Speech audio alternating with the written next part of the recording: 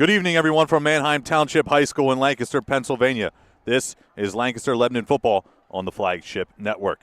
Tonight, Wilson will battle Manheim Township for the rights to the Section 1 title.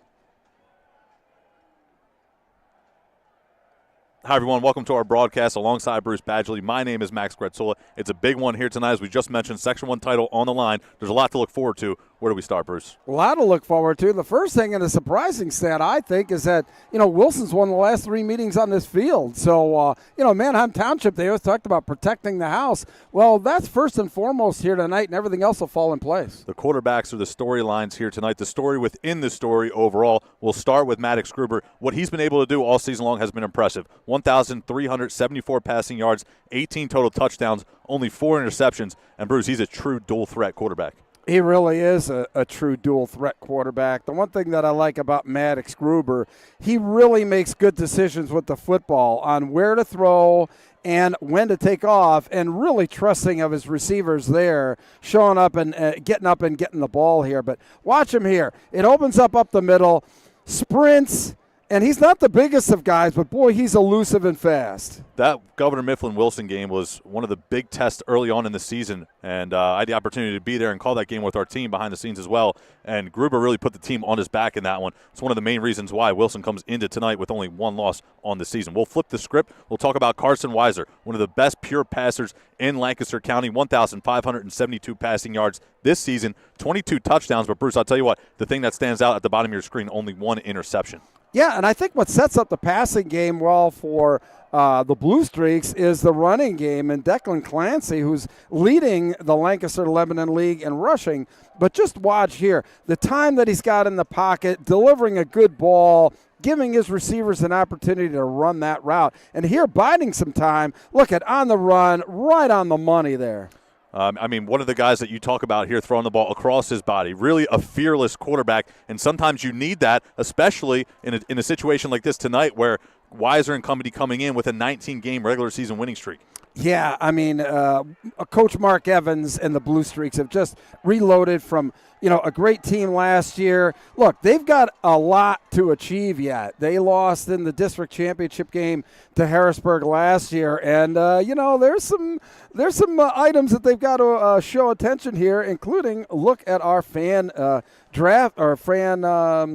there. No doubt about it. 58% with Wilson running away with this one. Their fan base travels. We saw that earlier in the season for Governor Mifflin on the road, I should say. And I look across the way here tonight. I see a lot of fans in the stands. Place is packed. Weather is beautiful. And Wilson running away with the fan boat. Let's touch on our sponsors as well. Could not do this here tonight without them. Palumbo Foods, CPL Custom Apparel, the Reading Raptors, the Wild Missing Family Restaurant, UECU, Leo Design Gallery and Flower Shop, the Surgical Institute of Reading, May's Sandwich Shop, and last but not least, the Bulldog Hour. We'll do it one final time here for the Flagship Network in the regular season. We'll have kickoff from Manheim Township High School right after this.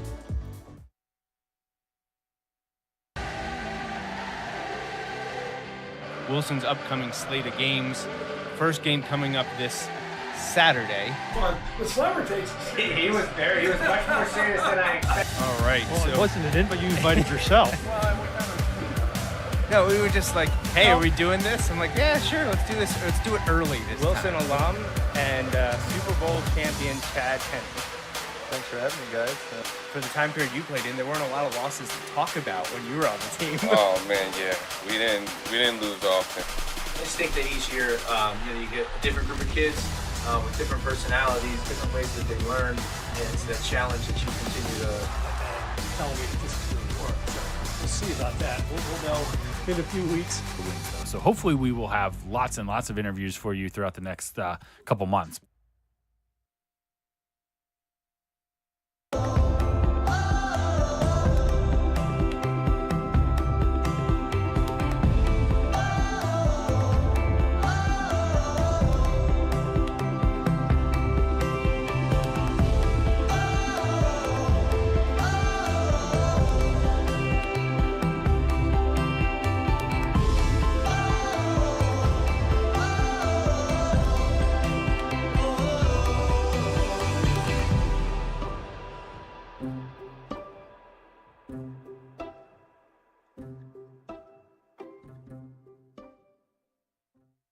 Welcome to the Why I'm Missing Restaurant and Bakery. where we have a range of options to suit any taste.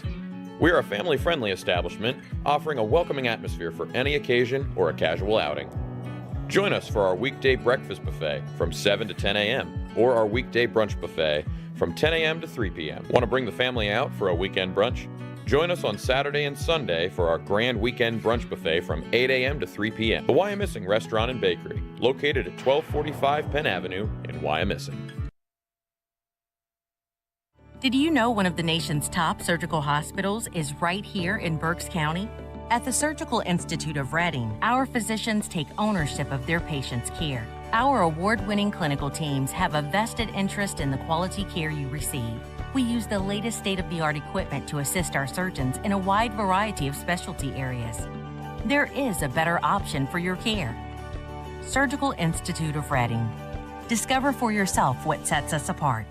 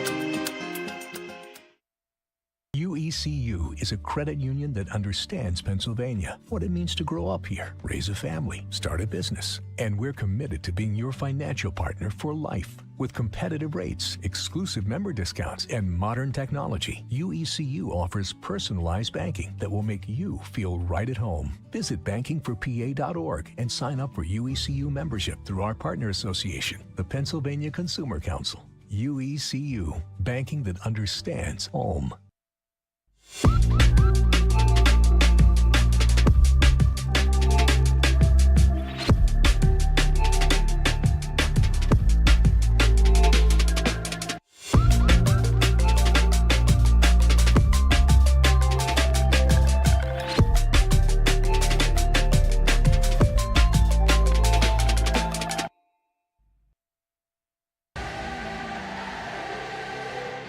Wilson's upcoming slate of games.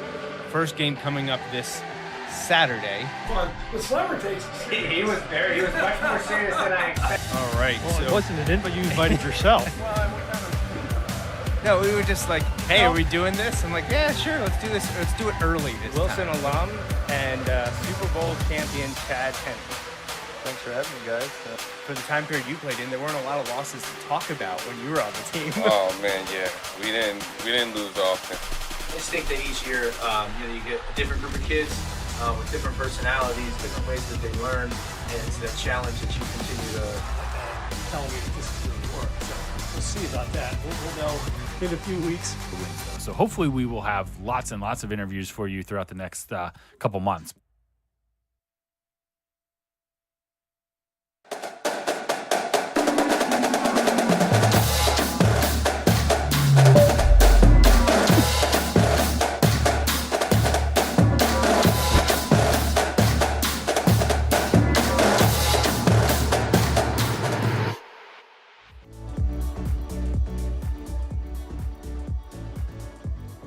Good evening, everyone, and welcome into our final broadcast here in the regular season. Manheim Township will put their undefeated streak on the line against the 8-1 Wilson Bulldogs.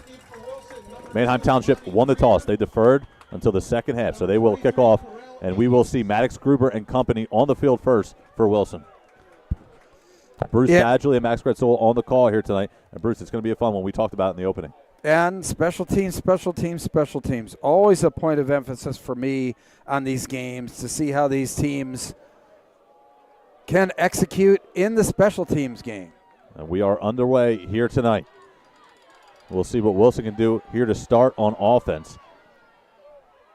And a decent return out of the end zone. I think that was Monty Greer there. And I'm really interested to see, what Doug Doms and that Wilson staff's going to do here, how they're going to play Maddox Gruber. I was talking at length with the coaching staff before the game, giving them different scenarios on what if Manheim Township does this, what if Manheim Township does that. And so let's see what this Manheim Township defense is going to do to try and contain Maddox Gruber. Maddox Gruber in the backfield. Corell Akins to his left. It's 1st down and 10. Gruber with a 66% completion percentage on the season. First snap of the game, keeps it. And he will try the far sideline. He's got some running room past the 30 and tries to barrel over a defender. Nothing different than what we expected so far here tonight. On the first play of the game, Gruber puts his head down, and we will expect a lot of physicality here tonight. Yeah, and he's not the biggest guy in the world either, but he's fearless out there. And especially in this game. Look, next week, likely that both of these teams are going to have a bye. So a little extra rest for both teams, especially. Yeah, Lancaster Lebanon League Section 1 title on the line here. Akings lines up to the right this time on 1st down and 10 from the 38-yard line. Akings gets his first carry of the game, trying to make a couple men miss, and he does. And he's still on his feet across the 45-yard line and brought down just shy of the 50. But I think it's going to be a first down. Yep, they are waving the chain crew through. And I think that that's so very important for a team starting out, that their first series of the game that they can generate a first down. Gruber picks up the first down via the rush. And on the next snap, Akins does it again. And it's back-to-back first downs on 2 plays for the Wilson offense so far in this one. They're threatening to get into the blue streak territory as we speak. 1st down and 10 from the 48. Akings gets another handoff this time, and again, patient running doesn't pay off, however. The blue streaks are all over that one as Akings is gang tackled by a couple of blue jerseys. They had Mike Glover scheduled as kind of a lineup as like an H-back lead blocker on that play, and that Manheim defense just blew that up with good penetration off the ball. We'll touch on Declan Clancy when Manheim Township is on offense, but he's not only a great running back, he's a great linebacker as well, and he makes the tackle on 1st down. 1-yard pickup for Akings. It's 2nd down and 9 from the 49-yard line.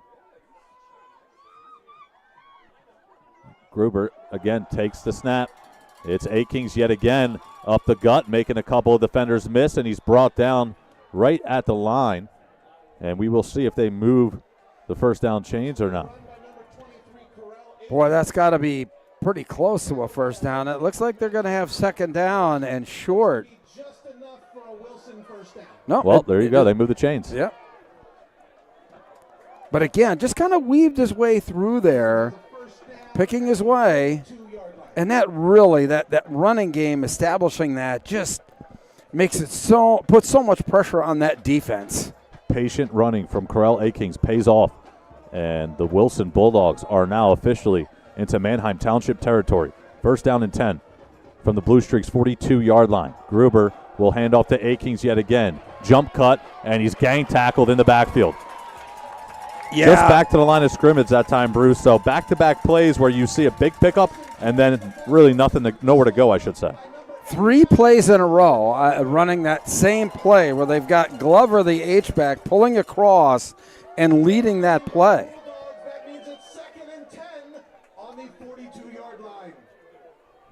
Wilson using the strength of their offensive line. It is the left side. They have a good left tackle, good left guard as well. And Akings now will be in the backfield yet again. He'll line up this time to the left of Gruber. Gruber yet to throw a pass here tonight. And we'll see what they can do here on 2nd down and 10. Ball's marked at the 42. Gruber back to pass for the first time here tonight, scrambling towards his right near the sideline, and he will just run out of bounds and be patient.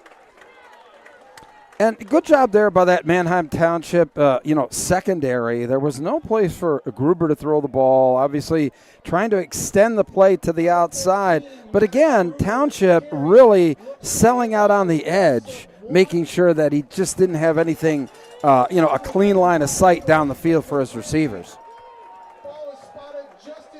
Loss of 1 on the play for Maddox Gruber. It'll bring up a 3rd down and 11.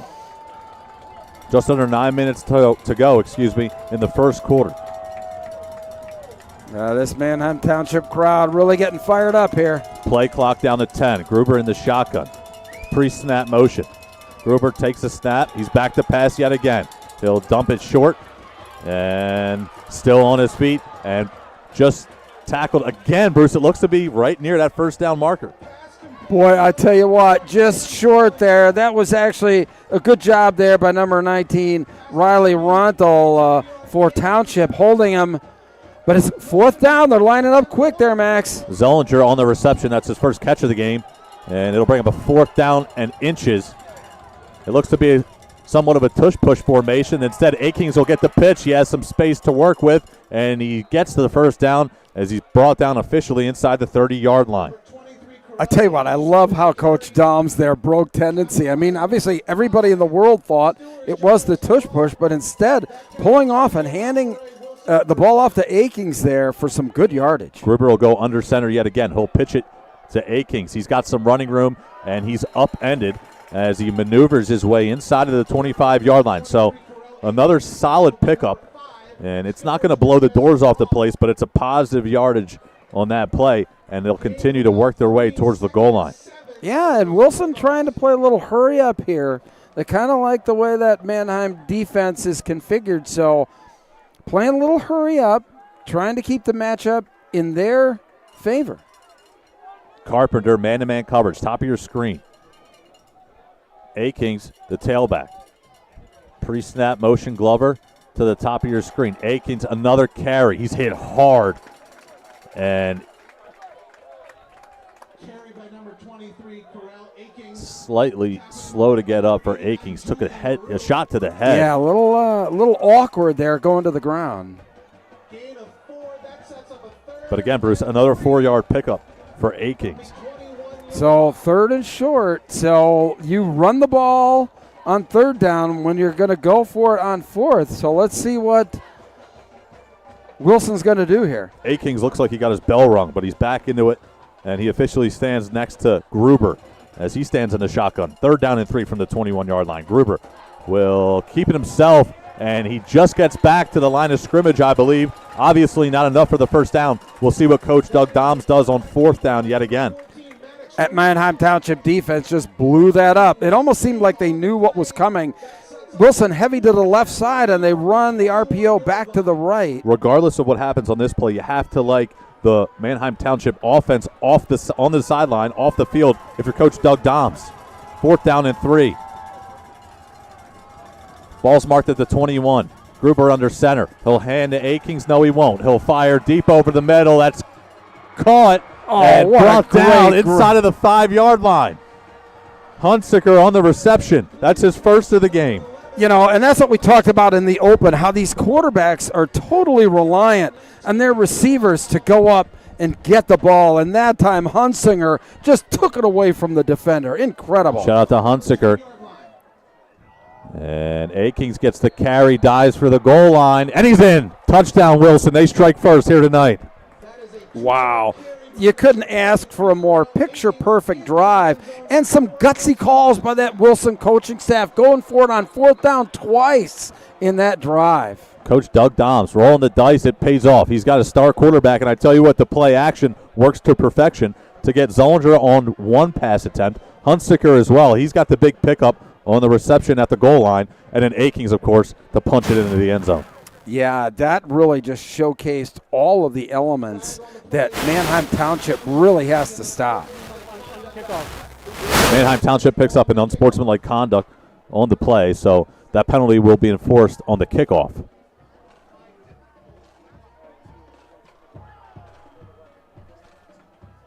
Hunsaker on for the extra point.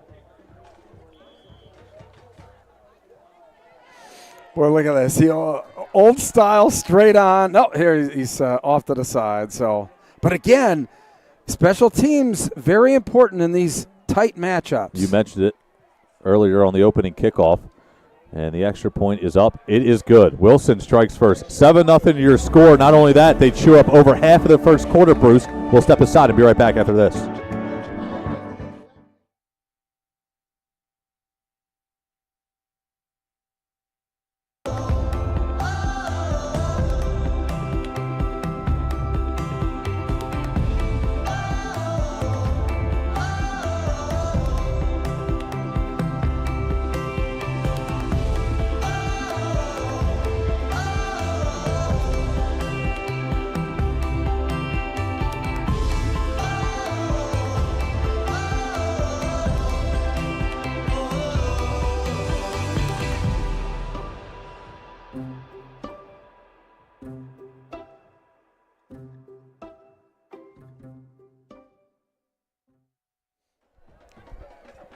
Welcome back, everyone.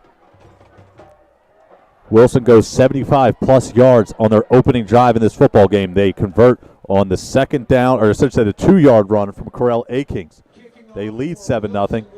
And with 5:58 to play, Carson Weiser and company on the field for the first time here tonight. Yeah, and again, special teams mean so much. So let's see what Township can do here to try and get some good field position, off of the kickoff to set up Weiser and that offense. We mentioned in the opening how dynamic Carson Weiser has been all season long, and he's got his work cut out for him so far here tonight. An impressive first drive, to say the least. And after the penalty, it's an onside kick from Coach Dobbs. I don't think it got 10 yards, however. No, it did not. Oh, my. I mean, great idea. Yeah, I love when coaches go to the bottom of the playbook early in games, because what it does do is it just screws up the psyche of their opponents, that's for sure. No doubt about it. But what that does is give good field position to Manheim Township to start this game. Ball's marked at the 38-yard line, to be exact.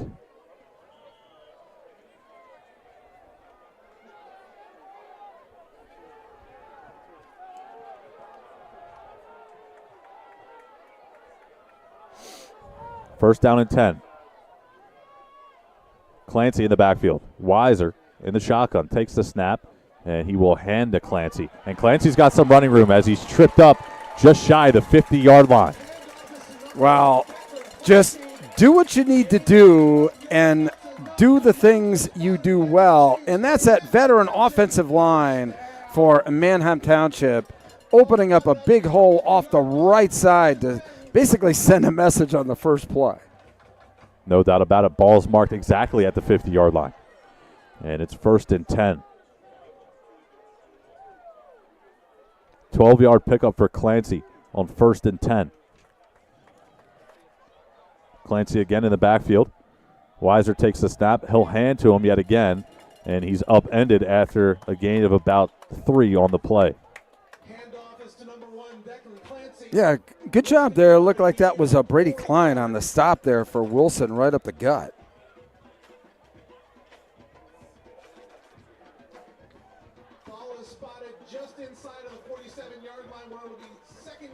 So 2nd and 7, I mean, not too bad as far as down a distance there, but, Coach Mark Evans and this offensive line and with Clancy, I think they're going to run it some more tonight. Weiser again in the shotgun.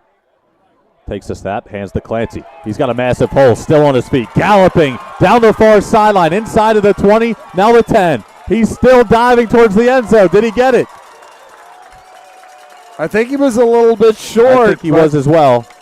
But that is exactly what I just said. I felt that, that was going to be something that Township was really going to try and exploit tonight, and they sure did there. Massive pickup for Clancy, to say the least. First and goal from it looks like the 5-yard line exactly. Clancy using the stiff arm to his advantage, and he's been fed so far early and often tonight. Play clock, though, already down to 8 seconds, and we have a timeout by Manheim Township. So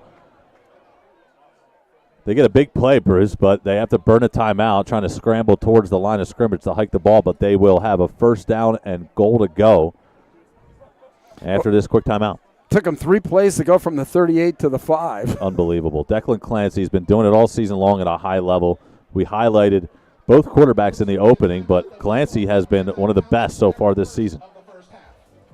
Thanks to Palumbo Foods, CBL Custom Apparel, the Reading Raptors, the YMSing Family Restaurant, UECU, Leo Design Gallery and Flower Shop, the Surgical Institute of Reading, May's Sandwich Shop, and the Bulldog Hour for your support of these broadcasts all season.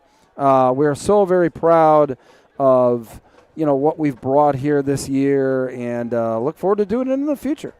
Definitely want to give a quick shout out to Manheim Township for their hospitality here tonight, getting us settled up in the press box and allowing us to set up the equipment early and often. Obviously, our second time here this year.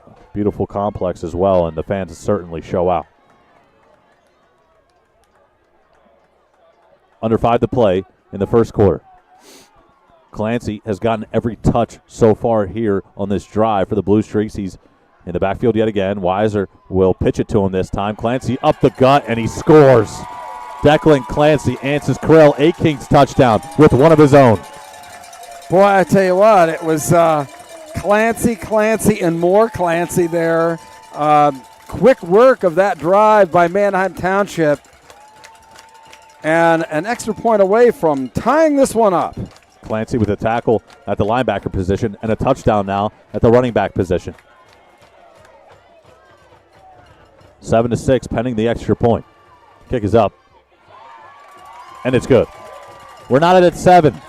Still 4:25 to go in the first quarter. We'll step aside and be right back. Quick timeout after this.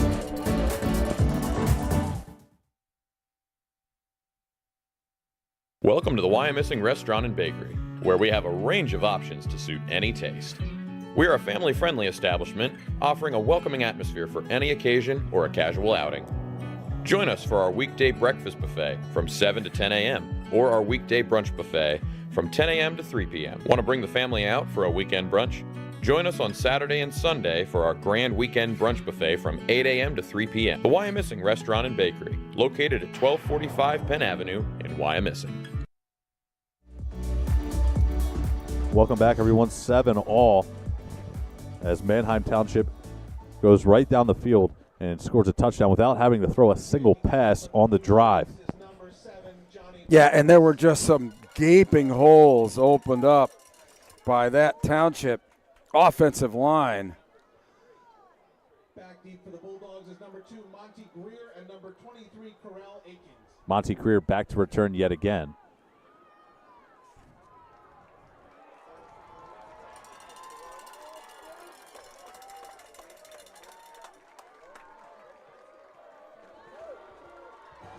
Kick is away. It's a good one. It's deep. And Greer will just have to take a knee in the end zone. Yeah, it means an awful lot, touchbacks here in high school football.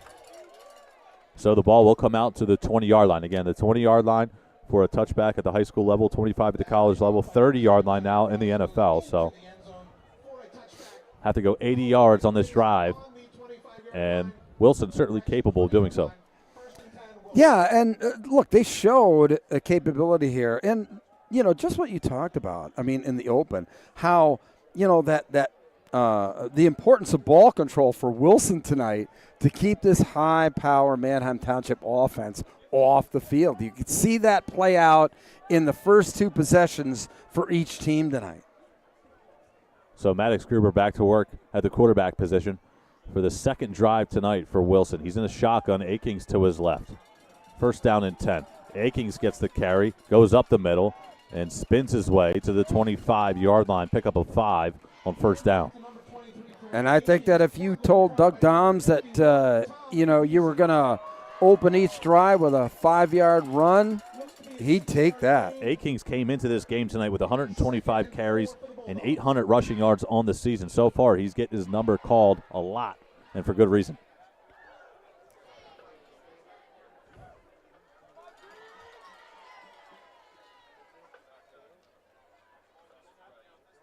Gruber again takes the snap, hands to A-Kings. He finds some running room, and he's spun down across the 30-yard line. Mark him at the 32 to be exact. And Corell A-Kings continues to get fed and continues to produce at a high level. And look at that downfield blocking by Wilson on that play. I mean, once he got past the line of scrimmage, he had some good room to run, and another first down for the Bulldogs. Wilson continues to milk clock here in the first quarter. We're under 4 to play. I think if you're Coach Doug Doms as well, Bruce, you have to say to yourself, the less Carson Weiser in the Manheim Township offense, who you said, again, with a 19-game regular season winning streak on the line, it's got to be pretty positive with that offense on the sideline. A-Kings gets the pitch, and there's not much running room on that play. And the clock continues to wind as A-Kings stayed in bounds. So if you're a Wilson fan, you got to say to yourself, one positive thing is the clock continues to wind near the end of this first quarter. Yeah, and that's the first kind of, option play, albeit to the short side of the field. But, a lot of what Wilson's doing right now is with some of these plays just kind of probing to see what type of defense, Manheim Township is going to throw at him. Can Wilson continue to run the football at a high level? And you never know, maybe late stages of the third quarter and the fourth as well. Will the defense for Manheim Township wear down a little bit? Little issue with the official, I guess, but. Second down and 11 from the 31. Pre-snap motion. And it's Monty Greer on the end around. Not much doing, however, and he's brought down in the backfield. Really fine play there, kind of selling out there. Riley Ronthal, again, he really sealed the edge, and there was no place for Greer to run. Back-to-back negative plays for the Bulldogs.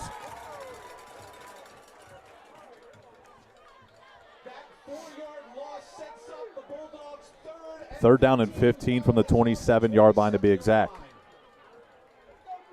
Let's see if they're going to blitz Gruber or whether they're going to try and just kind of close him in the pocket.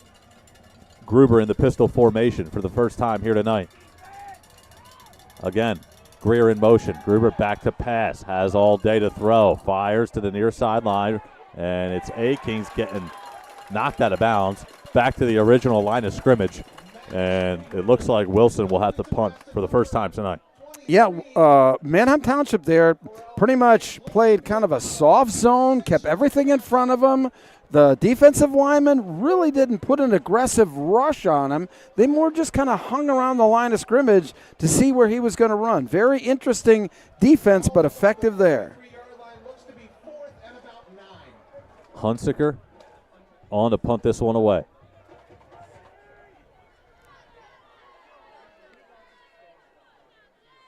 Clean snap and a pretty solid boot from Hunsaker. And ball's marked at about the 40-yard line.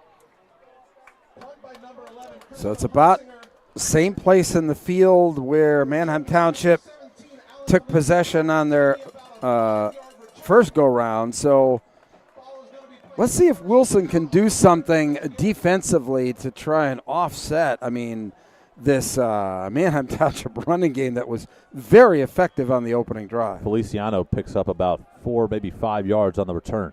So good coverage there on the special teams unit by Wilson. First down and 10 from the 39-yard line. Weiser in the shotgun. Clancy obviously still in the backfield to his right. Clancy gets the carry. He makes one man miss, tries the far side, and he's tackled out of bounds at the line of scrimmage, so it'll bring up a second down and 10. First time tonight we've seen Clancy bottled up. Penetration will blow up every play, and that's what Wilson did there. They really tried to, again, sell out on the edge and force him back inside. Number 10, Herb, looking to be shaken up a little bit in the secondary on that play. We'll keep an eye on him. Number 10 in the white jersey. Yeah, first time they've been in a true passing formation here. Empty backfield. Clock continues to wind. We're under 40 seconds to go in the first quarter. Weiser takes the snap, quick out route. Feliciano catches it, but again, he's bottled up in the backfield. And we saw Wilson go backwards on the last drive. So far, not the best result here if you're a Blue Streaks fan. 2 negative plays in a row. Yeah, I mean, a good high percentage throw, but good defense sniffing it out there by Wilson. They had numbers on the outside. We'll see if Coach Evans wants to run this thing down to the end of the first quarter, or will he take one more snap? It looks like the clock will expire here in the first, however. So we will send it to break. 7-7 is your score. End of one here in Lancaster, Pennsylvania. Max Gretzel and Bruce Badgley on the call for the Section 1 title.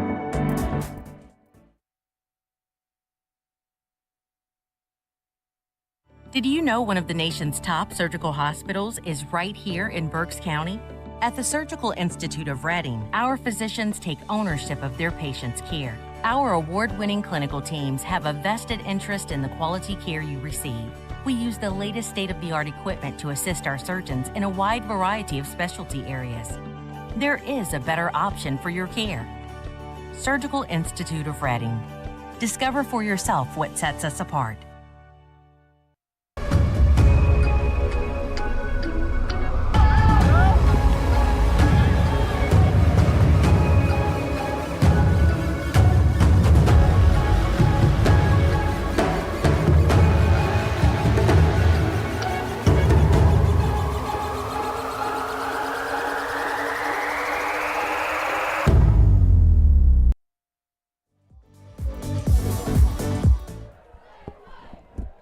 Back here to start the second quarter of play. And we have a big-time pickup on first down. And look who it is. Yeah, it's Declan Clancy again. This is where I think maybe some stunts on the inside or some run blitzes Wilson's going to have to dial up here to try and cut down on these holes. Well, if you're a fan of the NFL, you see a lot of Kyler Murray and James Conner. Conner kind of gets out of the backfield and sits down and catches those little dump-offs, and he's able to take them for 15, 20 yards, and we see that right there, Weiser to Clancy. That's Weiser's second completion of the game, excuse me. And it's first down and 10 from the 48-yard line. Weiser back to pass, steps up in the pocket, looking deep. He's got a man, and it's caught down the near sideline. That was a beautiful catch there by Alex Haberbosch. And I'll tell you what, he was one-on-one, mano-a-mano. He beat his man. And just a great delivery there by Weiser.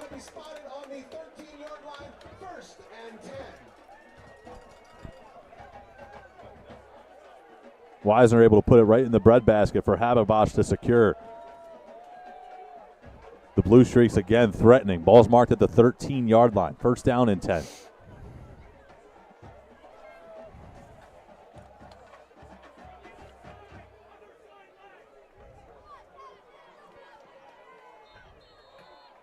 Pre-snap whistle.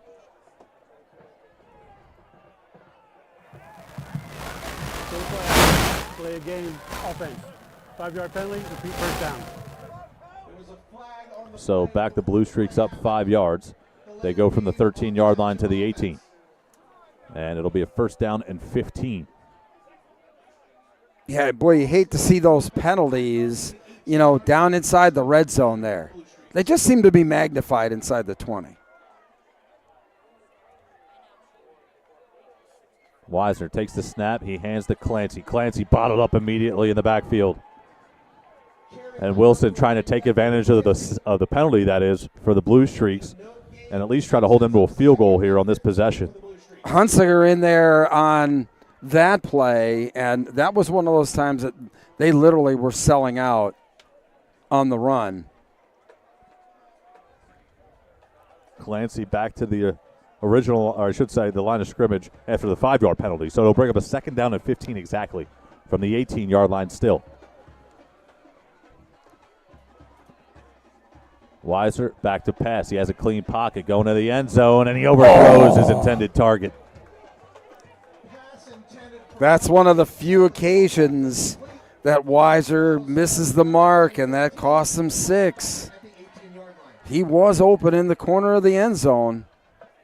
Yeah, pass was intended for Hill, just overshot him a little bit. And it'll be third down and 15. So a promising drive momentarily stalling out.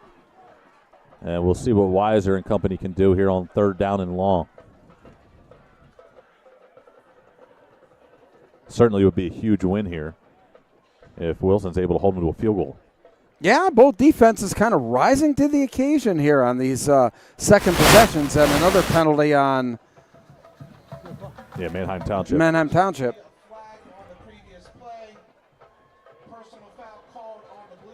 Oh, my. Wow.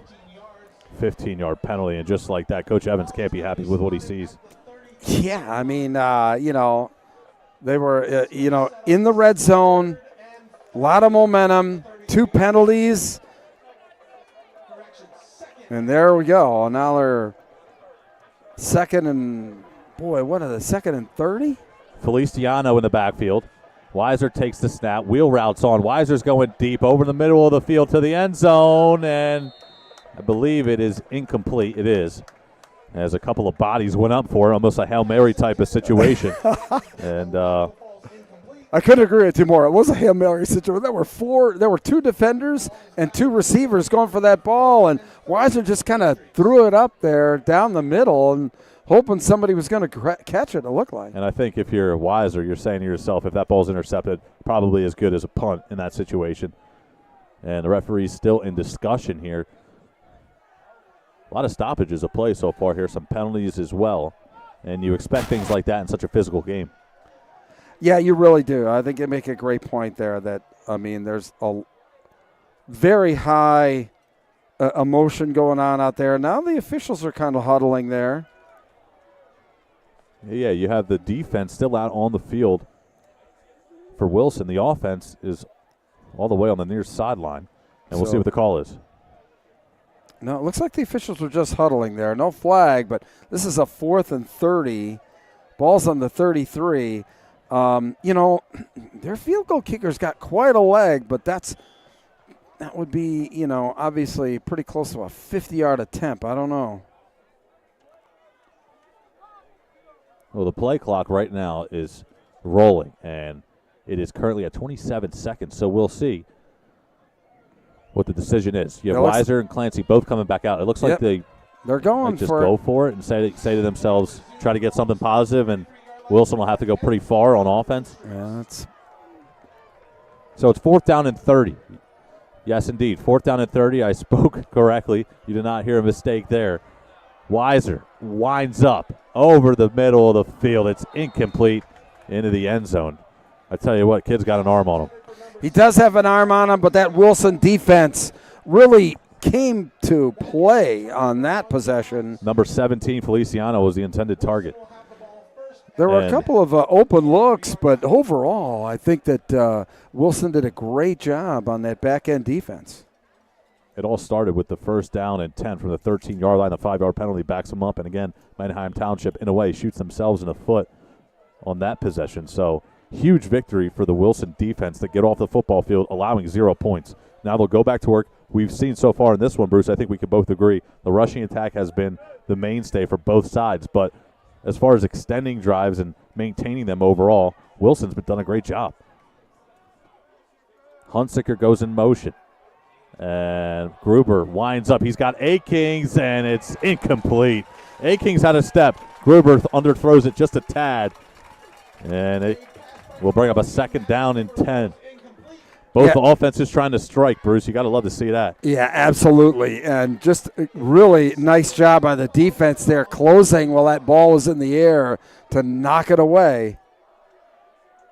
So I like the play call. I like the play call. I do as well. You have to.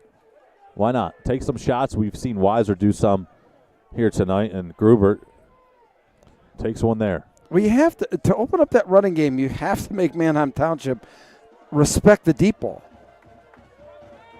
Gruber takes the snap directly to him. There's nowhere to go, and he's knocked out of bounds. That looked like a little, could have been a little extracurricular there. I mean, extracurriculars. I mean, Gruber gave himself up on that play. He was steer roping there. He was hit out of bounds. So we'll see. We'll see how much the referees will let go here tonight. Not saying it should have been a penalty, but definitely risky in a game like this for the Section 1 title. Wilson with a record of 8-1.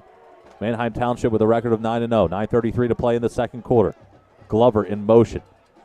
Gruber takes the snap. He's back to pass. He's pressured, and he escapes to his left, going deep down the near sideline. He's got Akings, who has a step inside the 30, to the 10, 5, and he's in. Touchdown, Bulldogs. Boy, somebody got caught looking back into the backfield on the defense. How can you let Corell Akings just basically beat the defense long? But great recognition there by Maddox Gruber. You know, under pressure, buying some time, moving out and looking downfield, and then having the presence of mind to getting the ball to Corell Akings. It's a 65-yard strike between Gruber and Akings, and Hunsicker will come on for the extra point. Just that quick, just that quick. Manheim Township is at the Bulldog 13-yard line. They've got them on their heels, 2 penalties and a long pass. Wow, That's amazing. Why we love sports, right, Bruce? That's why we love sports. There are always certain plays that will send a game in a completely different direction, and maybe it's a 5-yard penalty on Manheim Township. And you saw Akings, as the extra point, of course, is good. You saw Akings try to get a shot on the far side of the field earlier on. Didn't happen. Near side of the field, different story. 14-7 your score. Bulldogs lead on the road.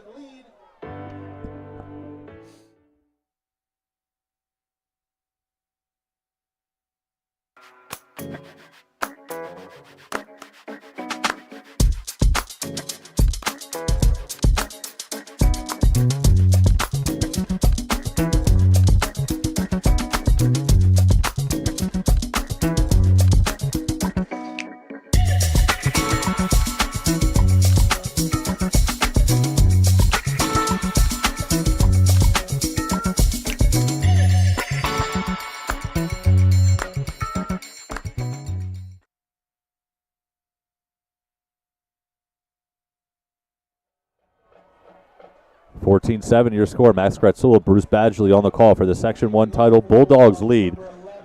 Again, after the 65-yard catch from Akings. And he took it all the way to the end zone for his second touchdown of the game. So Akings now with 1 rushing touchdown, 1 receiving touchdown. And Hunsicker on the kickoff. And the Blue Streaks, who were threatening on their last possession, will try to regroup and do it again. Looks like they got the hands team up there now after that after the attempted onside kick the last time. This and one there it is, a little kind of pooch kick. Pooch kick, indeed, Bruce, inside of the 40-yard line and secured there by the Blue Streak. So their drive will begin in pretty solid field position when you think about the touchback scenario at the high school level, of course, coming out to the 20-yard line. They'll get this past their own 30-yard line. So big-time difference. Well, I think that the big-time difference here is let's see how Manheim Township reacts to basically the shock. They fully had the momentum of this game in hand, and literally within 3 plays, they're down 7 points. And my apologies, ball's marked just inside of the 30. So to be exact, the 27. It's first down and 10, 14-7.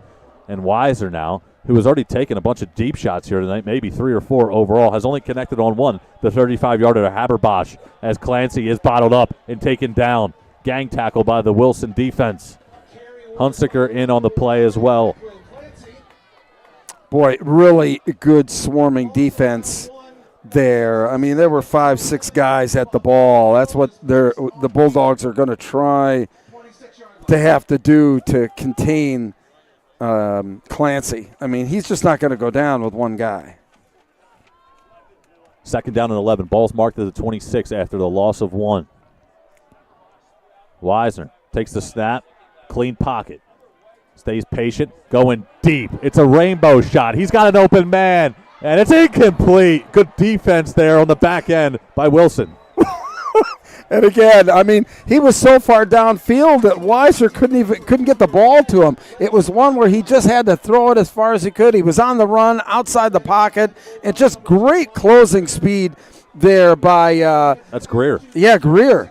Haberbosch, again, the intended target, just slightly underthrown. But you can say to yourself on one end, Greer gets beat, but he doesn't give up on the play, and sometimes that wins football games. We'll see if that comes back to haunt the Manheim Township Blue Streak offense so far in this one. Empty backfield, however, on third down and 11. I talked about how fearless Weiser has been so far in the opening.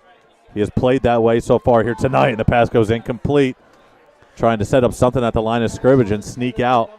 Yeah, that was a very interesting play. Brought one of the wide receivers in for a center screen, and I guess I can understand, with the receivers out there trying to open up the middle rather than to run it, you're running a center screen there, but Wilson diagnoses that, and they will get the ball back. First target of the game for Dixon, by the way, number 4 in the blue jersey. So he's had a pretty impressive season overall as the punt is away. And the fair catch is called upon by A-Kings at the 36-yard line. Boy, look how the tide has changed. Wilson now flipping the field with field position. Getting a good opportunity here up at about the 36-yard line. Still 8:23 to go until halftime, so plenty of time for the Bulldogs, quite honestly, to burn off. I mean, part of, I think, what they're going to try and do, as we said, is just milk that clock and keep the ball away from this Manheim Township prolific offense. And you see the crowd here on the near sideline right in front of us in the press box, pretty quiet for the Manheim Township Blue Streak faithful here tonight on their home turf. So it's first down and 10 from the 36. Gruber in the shotgun.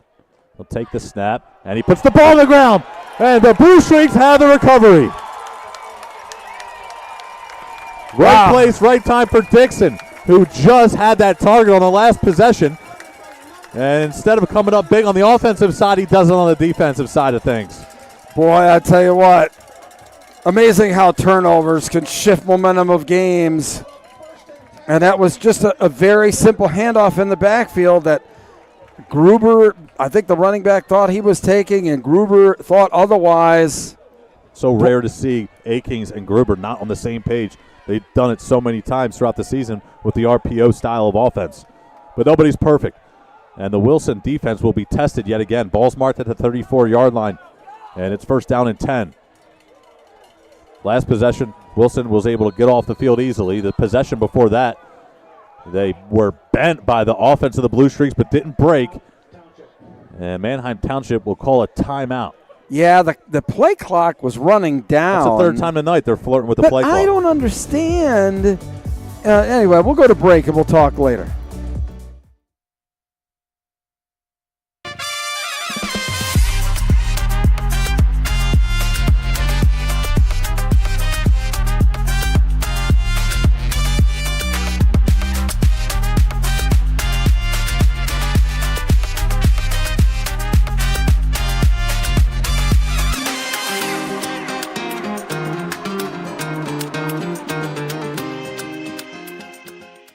Advantage.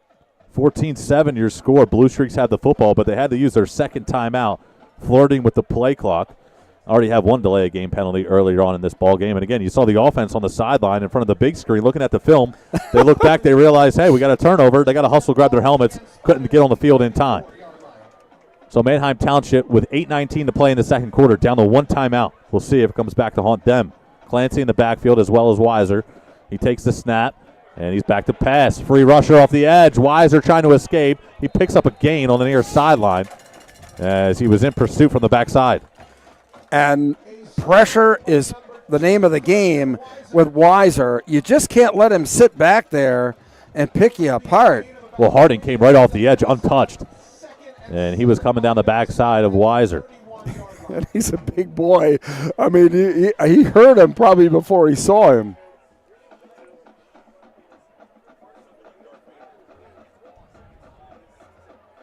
So pick up about a half a yard on the play. Still, according to the scoreboard, second down and 10. So Weiser and company starting to struggle a little bit on offense. Clancy back to the well one more time. And it's a pile of bodies on top of Clancy. Brownback. Unbelievable. This is the kind of football you like to see here. Yeah. The offensive and defensive lines going at it in the trenches. Yeah, number 44, E.J. Brownback. I mean, he just I don't want to get in his way. No way. No way. He just looks tough. He just looks like he wants to run somebody over. Wisner to the sideline.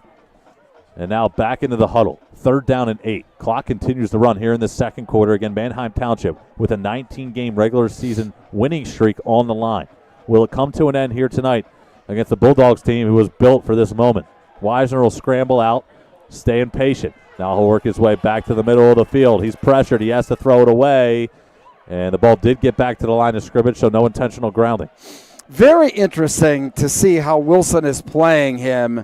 You know, once he breaks the pocket, basically Wilson has got their linebackers and what have you out in front, and when they see that he's going to throw the ball, boy, they just come with everything they've got right at him.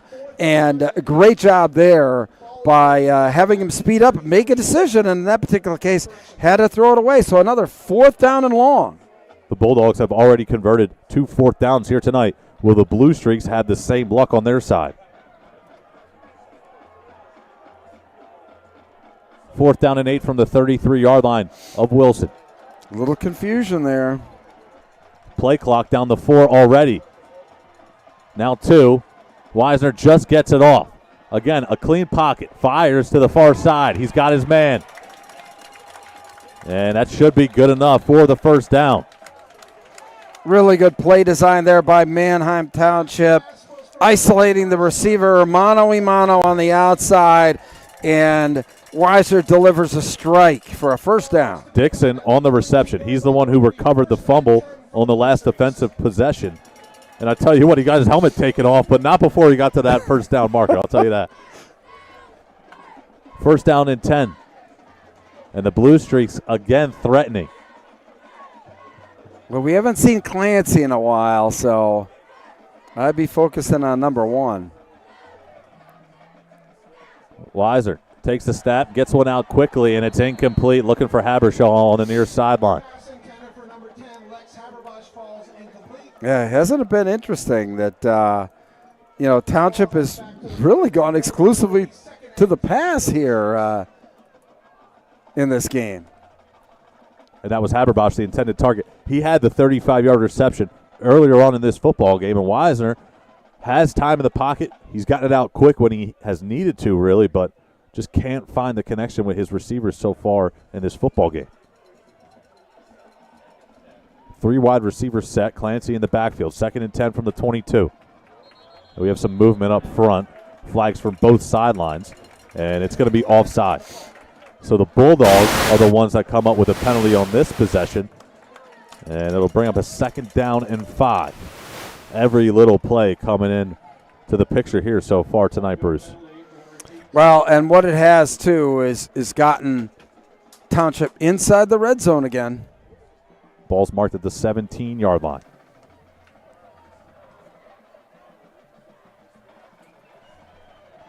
Reed Jones, man-to-man coverage at the bottom of your screen. Clancy will take the carry. And, again, not too much running room to work with. But he charges forward to get the most that he can. He's been pretty much throttled since that opening possession where he just basically ran roughshod on that Wilson defense. So obviously some adjustments by the Bulldogs. Clancy coming into this game tonight had 192 carries for over 1,400 rushing yards. And with all of those carries had only fumbled the football once. So super impressive from a tailback who continues to get a ton of volume throughout the course of this season.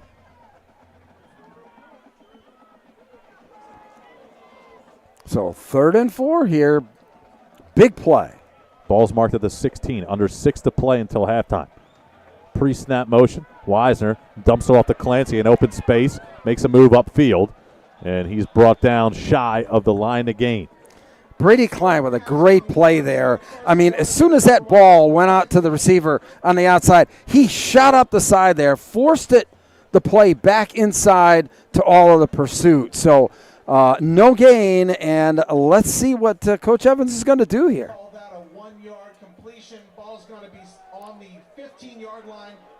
They are going to go for it. I mean, clearly within the range of their field goal kicker. 4th and 3, Township going for it. Have you seen a game so far this season where there's been this many 4th down attempts, and teams are both teams are going for it, and we're not even at halftime yet? Yeah, it's hard to imagine. Weiser scrambles to the near side of the field. Still staying patient, trying to run for it. I don't think he got it, Bruce. There's no way. That's a great job by that Wilson defense. They had everything blanketed in the secondary. Weiser, no place to go. Tried to buy some time by running to the sideline there, and finally had to take it himself. Wilson up to the task there.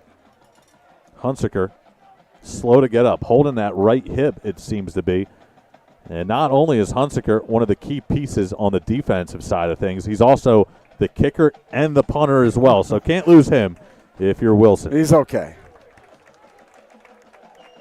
Well, 5 minutes to go here in the second quarter, Bruce. It's been a back-and-forth battle all game long. Both teams obviously not playing to their expectations, I would at least say, in my opinion. But what are your things that you like? What do you don't like so far from both of these sides? Well, I like the fact that both teams really adjusted, their defensive schemes after the opening possession. And on the case of Wilson, they've really clamped down on Clancy and that running game and forcing Township to pass. So Maddox Gruber and the offense of Wilson back on the football field. Gruber will throw on first down. It's a deep shot, and it's caught on the far sideline. And take it down there hard out of bounds. Carpenter with the grab, and really good job by concentrating on the football because that defender was right with him trying to knock it away.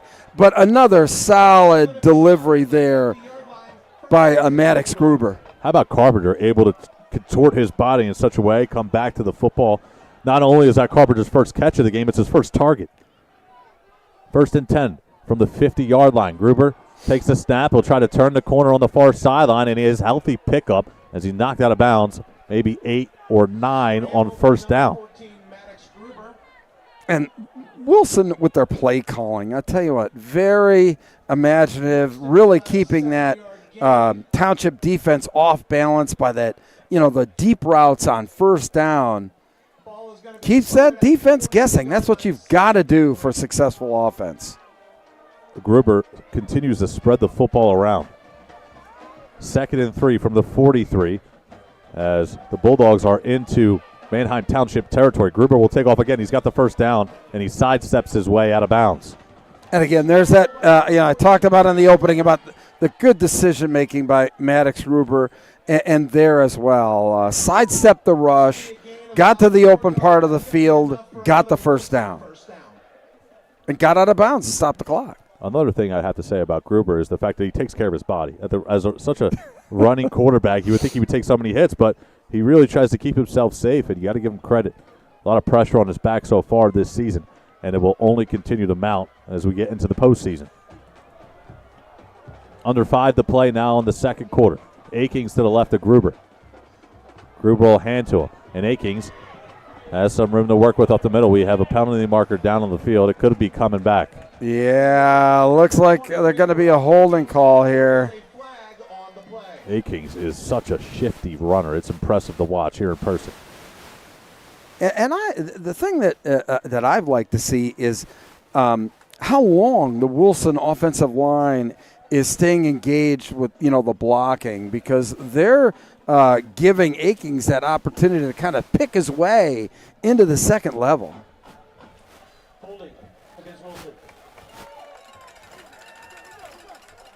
So Wilson will get backed up 10 yards after the holding call.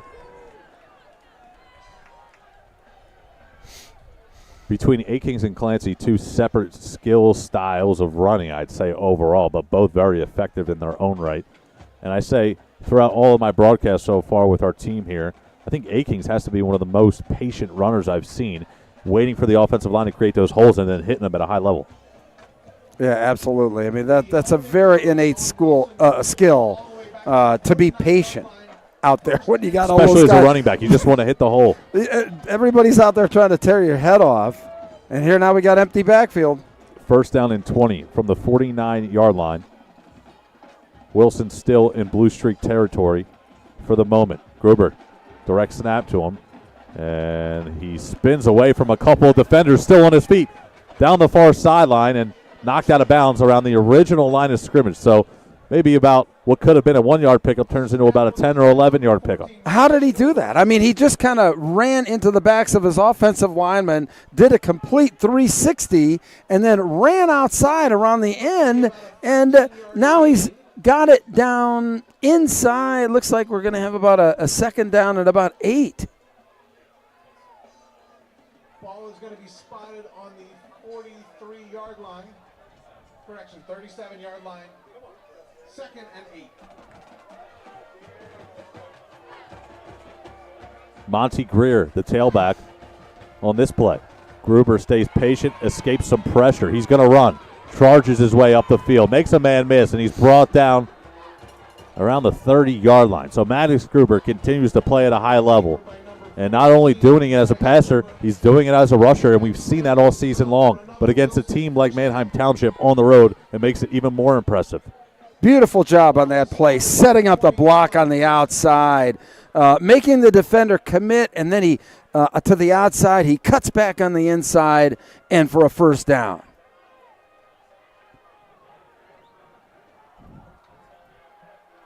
Looks a little gassed out there right now. No doubt about it. A-Kings off the field on this play. Greer, the tailback. He'll get the carry. He'll try the left side. Cuts it back upfield, making a men miss. And he's tackled at the 10.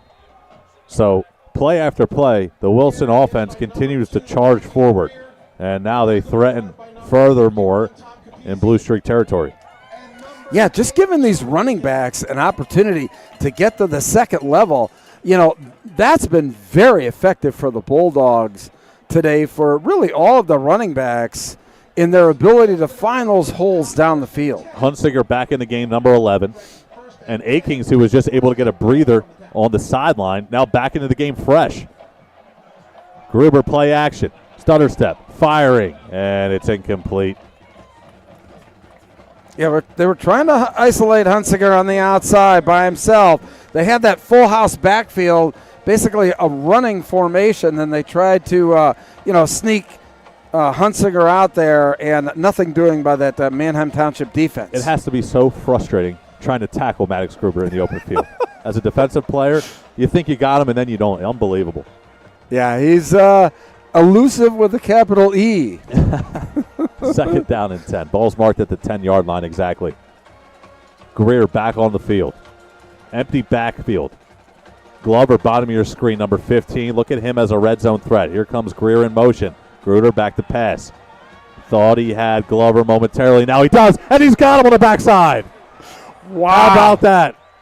Glover, big-time play, and creates some space for himself. Look out for number 15 in the red zone. You'll probably see that the rest of the night. Well, he did a great job, Glover, basically finding the open spot, and Gruber throwing him open.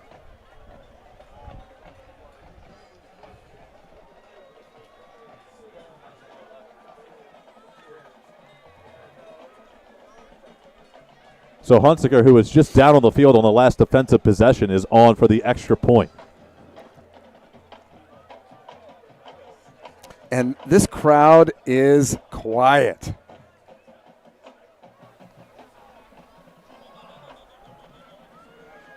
We have some movement up front. Yeah. Pre-snap penalty.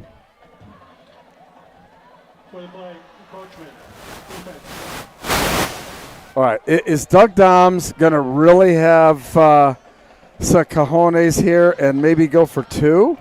Well, the offense is coming back out on the field, so I think so. Here we go. I love the play. I love the call. Gruber, Glover, A-Kings. Who's going to get the ball here on the 2-point conversion attempt? Gruber takes the snap, pitches to A-Kings. He's upfield, and he's into the end zone. Unbelievable. Corral A-Kings, he's fired up. Look at what has what penalties have cost Manheim touchdown in this game. Not only on offense, but on defense as well. Absolutely unbelievable. Right. 22-7 your score. We'll see you on the other side.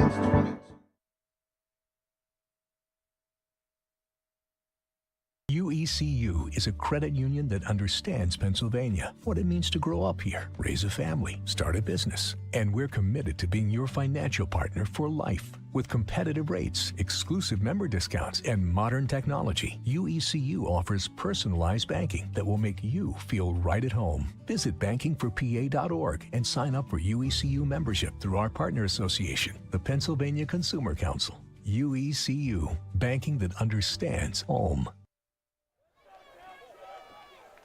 It's a quiet sideline here if you're wearing the blue gear, but if you're wearing the red gear, it's a different story.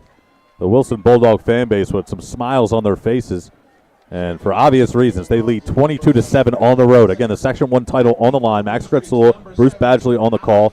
Hunsaker back on the football field. He will boot this one away, and the Manheim Township offense will go back to work. But I think the bigger story here tonight so far has been the offense of Wilson and Max Gruber, just unstoppable.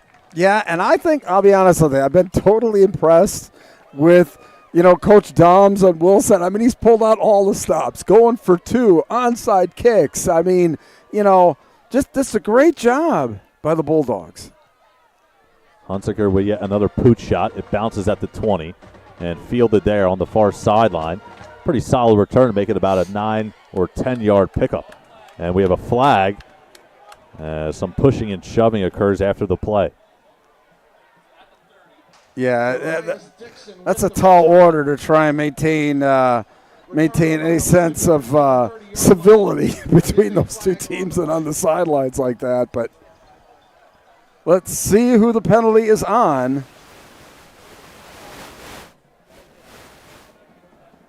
Boy, it's a big break for Township if this is against Wilson. Oh. Wow. Boy, you just can't do that. Penalties here tonight. Yeah. They've been telling a major story on both sides of things, and one school so far has taken advantage of it, obviously Wilson and Manheim Township.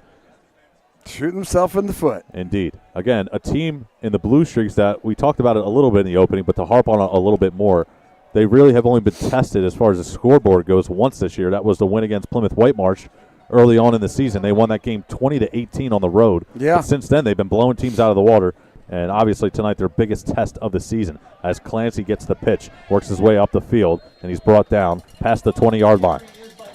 And again, that's a first, good run by Clancy since the opening drive.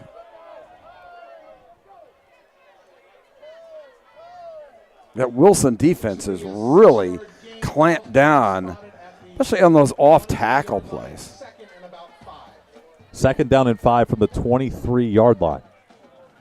Wisner has not been afraid to let the cannon loose, but the connections have just not been there. And, of course, with a talent like him, we expect that to change as the game continues. Feliciano in motion up high. Clancy gets the carry, and he aggressively runs past the 25-yard line. He's got a head of steam, and you don't want to let him get loose. No, he ran right through that defender. That is a first down.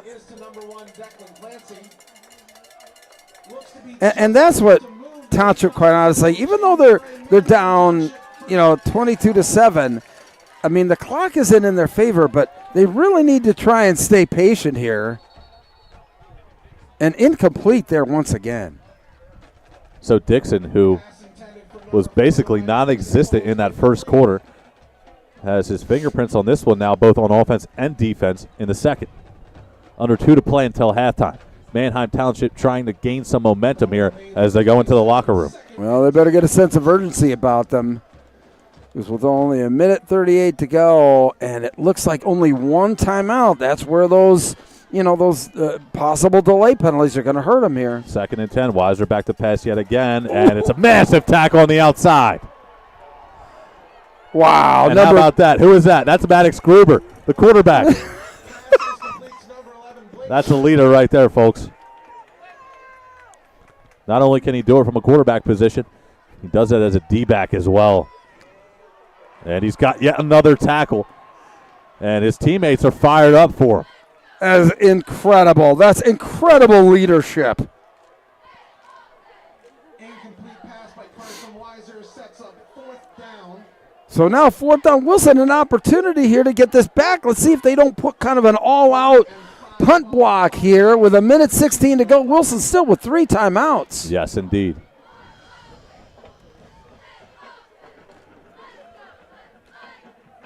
Ball is marked at the 32. Morales back to kick.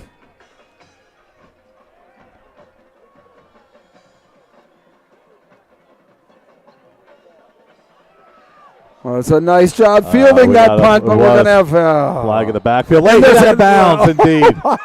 That was so late that we called it from the press box. Maddox Gruber on the return. And I tell you what, can this guy do anything out there on the football field? Well, I'm interested to see how the officials are going to do this, because it's going to be, look like a block in the back. And then after the play, personal foul. So I guess with everything considered, Wilson may end up with a 5-yard positive out of that. Well, I tell you what, when you take all things into consideration, a Manheim Township team that has been blowing opponents out of the water, they go up against Maddox Gruber and company, who Gruber in his own right has been dominating as a quarterback, as a cornerback as well, and now on the return has a pretty solid gain. And I think one of those blue streaks just said, you know what, I'm going to hit him hard out of bounds. I don't care. Yeah, but what was the flag out of bounds?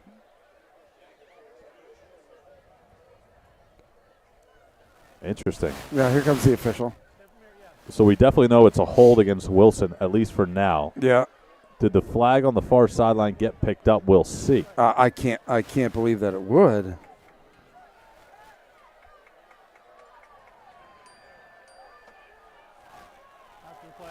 After the play, there we go. All right, so just as we thought, we've got a holding penalty against Wilson. They'll step that off. Then they'll add the 15-yard personal foul onto the play. Wilson's got good field position with 1:04 and 3 timeouts. Well, Wilson just went back 10 yards thinking it was only a holding penalty. Now they walk 15 yards forward. That's right. Ball's marked exactly at the 39-yard line. First down and 10. 1:04 to play until halftime. Gruber has an empty backfield on first down. He's tripped up in the backfield. First time tonight we've seen Gruber unable to escape pressure. Got to call timeout. I'd call timeout here. You got your receivers all the way downfield. Clock continues to wind. Under 45 seconds to play until halftime. So it looks like Wilson's just content to let it run out. And that's kind of been the story of this first half overall. They've just been continuing to milk clock. An out route to the far sideline is complete, and it's Glover on the reception, his second of the game. Again, he had that touchdown earlier in the corner of the end zone. But the clock continues to wind. Heck, go for one last shot, maybe. Maybe a hook and lateral down the field. Well, I wouldn't put it past Coach Doms. Bottom of the playbook, baby. Chad Henney's on the sidelines over there tonight. So timeout on the field. 13 seconds to go. We'll keep it here, Bruce. We have a lot to talk about and digest here after an amazing first half in general, really, from Maddox Gruber and the offense. But when you talk about a Blue Streaks team who come out here on their home turf for the Section 1 title, another team that, of course, has won 19 straight regular season games and has been blowing opponents out of the water, has to be surprising, not only us for the media members, but the fans here tonight who have come out in support. Well, I think the only thing that's surprising is obviously the score, but what isn't surprising is because of all of the Manheim Township penalties, that has affected the score. I mean, somebody looking, at this game, on the ticker across the state, it's like, oh, wow, Wilson up 22-7. But, the backstory here is Manheim Township and, the penalties and how they've impacted them here in the first half. And also the Wilson Bulldogs able to capitalize off of those mistakes has been key as well, obviously. So with 13 seconds to go, Akings goes in motion. Now in the backfield. 3rd and 10 from the 39. Gruber back to pass. He'll dump it off. Akings has the catch, and he's out of bounds. Another penalty marker, and I think Akings was held on to it for a little too long. Oh my.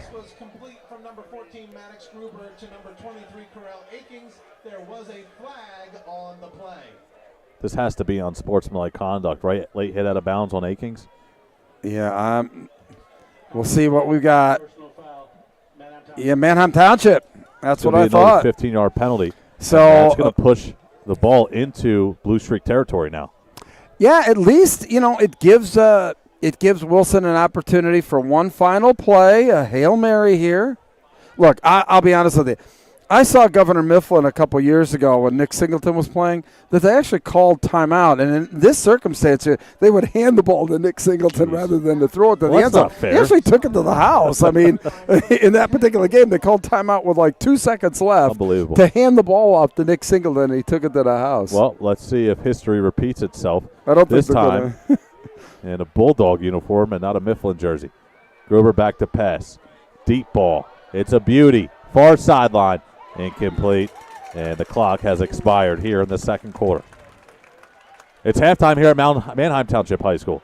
22 points for Wilson, 7 for the Blue Streaks. And that Manheim Township locker room, man, I'd love to be a fly on the wall here at halftime with them. 22-7 your score. Wilson leads on the road. Their faithful here rises in excitement as they applaud their team heading to the locker room. We'll see it for second half action right here after this.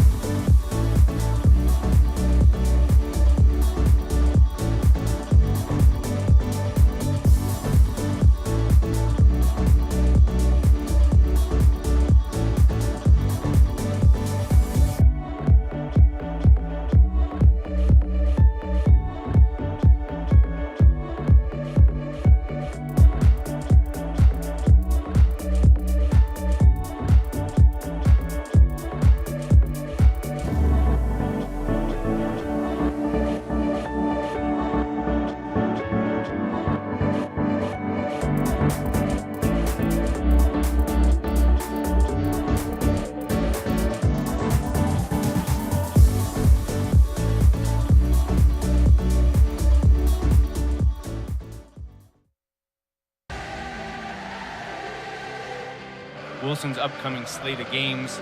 First game coming up this Saturday. The slammer takes. He was much more serious than I expected. All right. Well, so it wasn't an invite. You invited yourself. no, we were just like, hey, are we doing this? I'm like, yeah, sure, let's do this. Let's do it early this Wilson time. alum and Super Bowl champion Chad Henne. Thanks for having me, guys. For the time period you played in, there weren't a lot of losses to talk about when you were on the team. Oh man, yeah, we didn't lose often. I just think that each year, you get a different group of kids with different personalities, different ways that they learn, and it's that challenge that you continue to. Tell me if this is going to work. So we'll see about that. We'll know in a few weeks. So hopefully we will have lots and lots of interviews for you throughout the next couple months.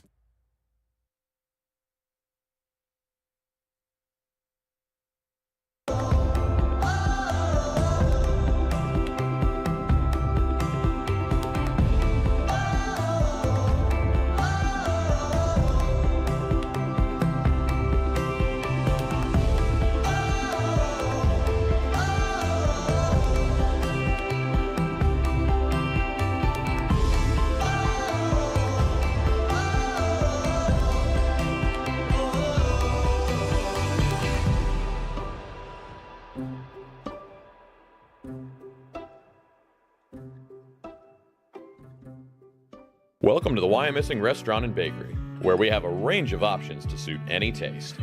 We are a family-friendly establishment offering a welcoming atmosphere for any occasion or a casual outing. Join us for our weekday breakfast buffet from 7 to 10 a.m. or our weekday brunch buffet from 10 a.m. to 3 p.m. Want to bring the family out for a weekend brunch? Join us on Saturday and Sunday for our grand weekend brunch buffet from 8 a.m. to 3 p.m. The Wyomissing Restaurant and Bakery, located at 1245 Penn Avenue in Wyomissing. Did you know one of the nation's top surgical hospitals is right here in Berks County? At the Surgical Institute of Reading, our physicians take ownership of their patients' care. Our award-winning clinical teams have a vested interest in the quality care you receive. We use the latest state-of-the-art equipment to assist our surgeons in a wide variety of specialty areas. There is a better option for your care. Surgical Institute of Reading. Discover for yourself what sets us apart.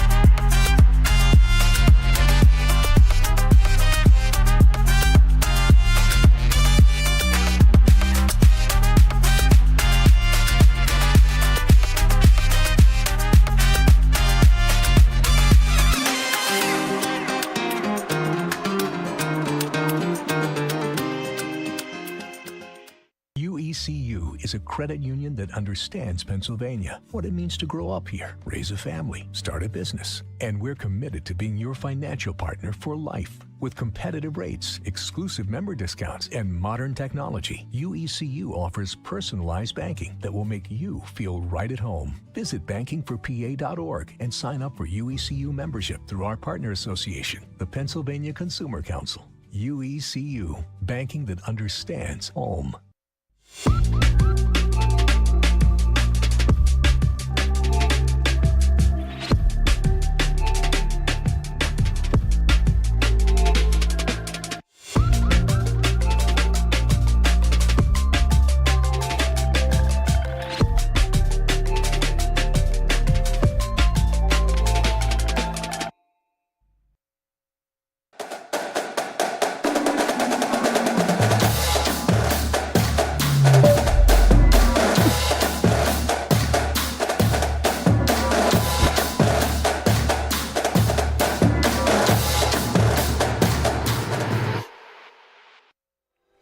Welcome back to Manheim Township High School, everyone. It's halftime here. Your score 22-7. Bulldogs lead on the road for the Section 1 title.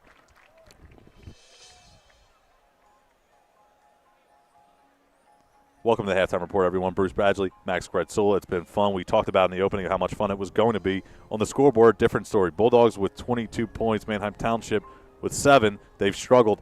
And I will say what we talked about off camera was the penalties. 6 penalties for 78 yards for Manheim Township. That's really what's been costing them so far. Yeah, and they came at crucial times of the game. Each time when they're in the red zone, they're getting penalties that, knock them back, or at midfield, giving Wilson really good field position to put that last touchdown, on the board there. Really good field position and a short field for Wilson to take advantage. Let's talk about Maddox Gruber. Have to do so because of how much he's been highlighted pregame, and obviously he stood out so far. 8 of 11 as far as the passing and completions go. 156 yards and 2 touchdowns. He's done it as a rusher. He's done it on defense as well with a couple of tackles. He's really been all over the place here He tonight. has been all over the place. I mean, that's how you lead your team. I mean, just bone-crushing tackles, on the outside right in front of everybody. Yep. So, that leadership and what he's doing to that offense, I'll tell you what, it's just been something, to watch, that's for sure. On the other side of things, we can talk about Carson Weiser and how he has underperformed, and he would tell you the same thing here tonight so far. But you have to credit the defense of Wilson. They really held their own. 6 of 15 as far as the passes and completions go for Weiser. 1 carry for only 3 yards here tonight. So not only is he not passing well, he's not really rushing well, but the defensive line has held their own for Wilson. That's one of the main reasons why they're up 22-7 right now. Yeah, absolutely. And Declan Clancy looked like a world beater on the opening drive. It's been anything but that. And the other thing, too, that I've been interesting is that, quite honestly, Manheim Township went away from the run. Yep. I mean, and Clancy's having a difficult time, but that shows you what Wilson is doing, dialing up, that back-end defense, on those Manheim Township players. Wilson athletes right now are winning the battle. No doubt about it. And the wear and tear will come into play, of course, as this game continues. But Declan Clancy, for a second, he had 73 rushing yards in that first half. Majority of that came on that opening drive, 12 for 73. But Wilson has over 100 yards rushing. And not only that, they have over 150 yards passing, of course, with 156, of course, with Maddox Gruber. So not only are they doing it from the passing perspective, they're running the football as well. But the gang tackling, I think, with Clancy for a second, because you touched on that, there hasn't really been one guy in pursuit. It's been everyone in pursuit, and you can credit Coach Doms and the coaching staff, of course, for that. Yeah, good team defense. Yep. Everybody's following their assignments. There's really not any holes. Everybody is just kind of reading and reacting. Yeah. And the same thing on the passing as well. When Weiser tries to get out of the pocket, the defense is just basically kind of staying, see what he's going to do, and then basically attacks him to eliminate the amount of time that he's got to throw the football. Really good defense. How does he have to get going here? Because everybody here that's literally standing below us right now, of course, are here to see what should be and what could be still a 20-game regular season winning streak and a Section 1 title and an undefeated regular season, of course, at 10-0. But he has to get things going. How does he do it with a game so far in this first half that just has not lived up to his own potential? Well, most of Manheim Township's passing game has been deep passing, okay? It hasn't been really something quick that they can throw out. And I think that's what Coach Evans and Manheim Township's going to have to do to try and run, to move the football. Yeah. Because most of their passes were deep out there. Clancy couldn't run it. All right, let's do some high percentage, quick shots to the outside, maybe something down the seam. Everything seems to be out wide to the outside. Let's move something to the center of the field and try that. Yeah, no doubt about it. There's a lot of fans right below us right now that are murmuring and questioning, can Manheim Township come back into this football game? Last thing I will say, I think I made the wrong decision here without the jacket. It's a little cold up here. I think you made the right call, and you got it right off the camera here. So we'll head to break, of course. We'll be back for the second half action. Stick with us. Last one this season here for the Section 1 title on the line. So far, so good. It's been a lot of fun. We got about 8 minutes until the second half.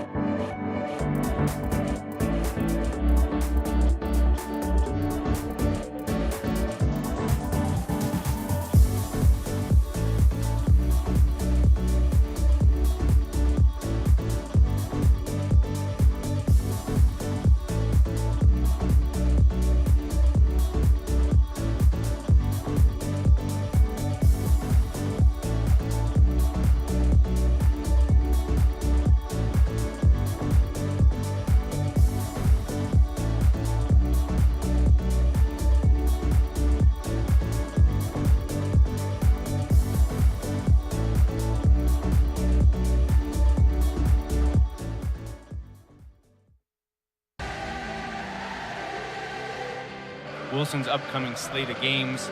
First game coming up this Saturday.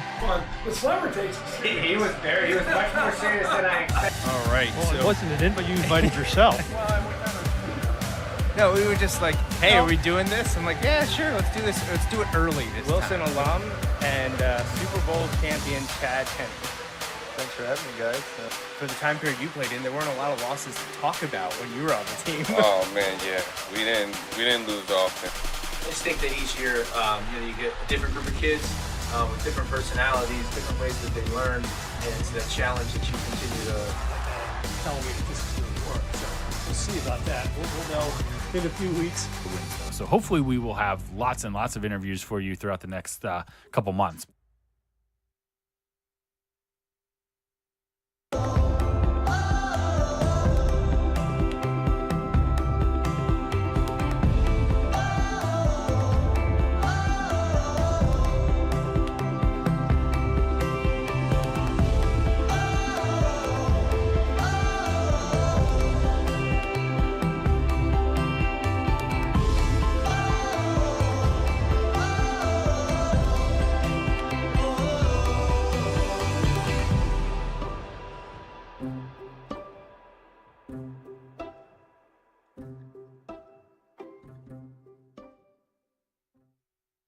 Welcome to the Why I'm Missing Restaurant and Bakery, where we have a range of options to suit any taste. We are a family-friendly establishment offering a welcoming atmosphere for any occasion or a casual outing. Join us for our weekday breakfast buffet from 7 to 10 a.m. or our weekday brunch buffet from 10 a.m. to 3 p.m. Want to bring the family out for a weekend brunch? Join us on Saturday and Sunday for our grand weekend brunch buffet from 8 a.m. to 3 p.m. The Wyomissing Restaurant and Bakery, located at 1245 Penn Avenue in Wyomissing. Did you know one of the nation's top surgical hospitals is right here in Berks County? At the Surgical Institute of Reading, our physicians take ownership of their patients' care. Our award-winning clinical teams have a vested interest in the quality care you receive. We use the latest state-of-the-art equipment to assist our surgeons in a wide variety of specialty areas. There is a better option for your care. Surgical Institute of Reading. Discover for yourself what sets us apart.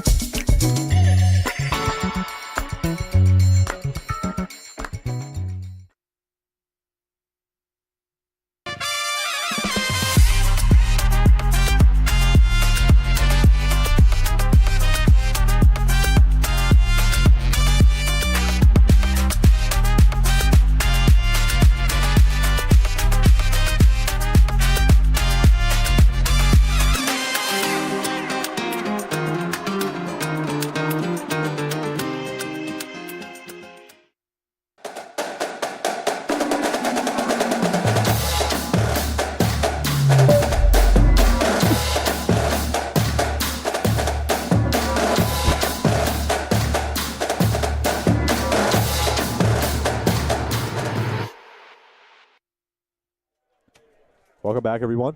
Max Kretzul, Bruce Badgley, Section 1 title on the line. Manheim Township trails 22-7 against the Wilson Bulldogs on their home turf. They won the coin toss, deferred, so they will get possession of the football here to start the second half. Lots to digest at halftime, of course, and a lot of stats to take a look at. Corell Akings, will highlight him as we start this second half. 11 carries for 46 yards and a touchdown. And on the receiving side of things, 3 catches for 79 yards and a touchdown as well. One of those obviously going for 65 yards on that score. So it's been an all-around effort from Akings on offense and on defense as well with a couple of tackles. Yeah, and, looking at play of both teams there, Wilson, I'll tell you what, other than that opening drive, they really played flawless, high-percentage football in my view.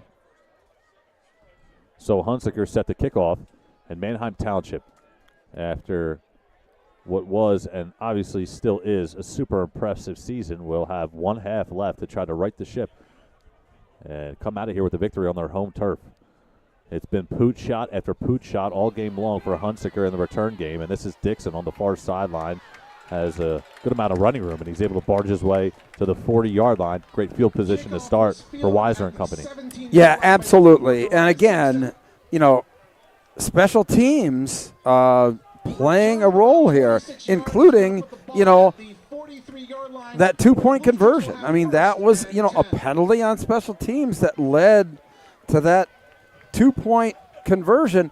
And that's going to loom large, I think, as we go into this game in how Manheim Township approaches this comeback. Carson Weiser, 6 of 15 passing, 65 yards, no touchdowns.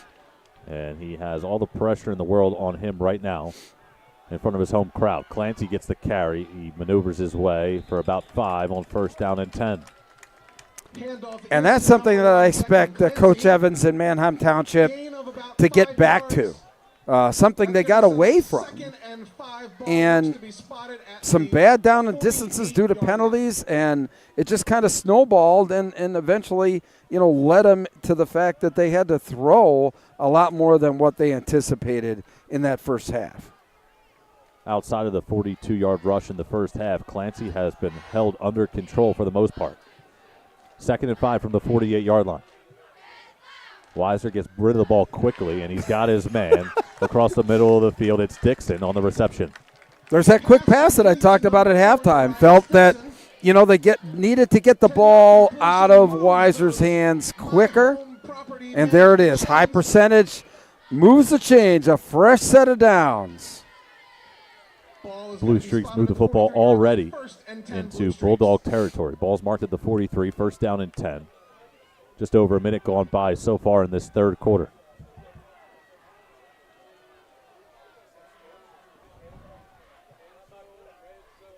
Weiser takes the snap. He's back to pass. It's a D shot down the middle of the field, and it's incomplete. There's that. That was a really tough throw there. He had time, but just missed the mark.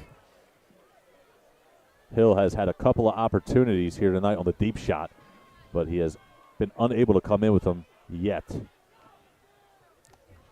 So 2nd and 10.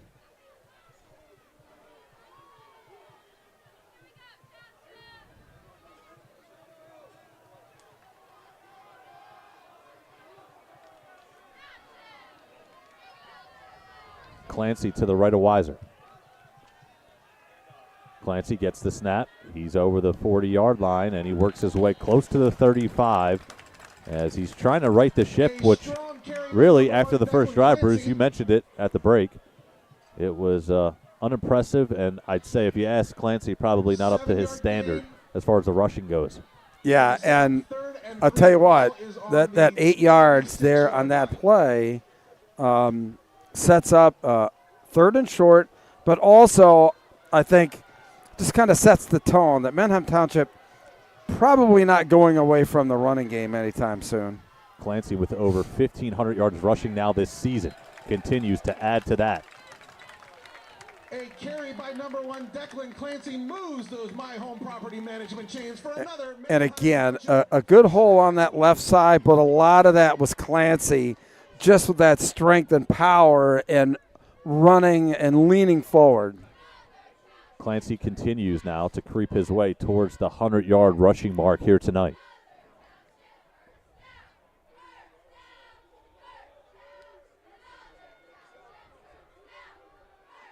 Good opening drive here in the second half for Manheim Township. Clancy gets his number called again, and he picks up another positive gain as he's upended inside of the 30-yard line. Well, you can see those Wilson defenders. They want nothing to do with Declan Clancy out high. If you notice all these tackles on him, everybody's burrowing down and trying to get him at his ankles. He is a bruising running back.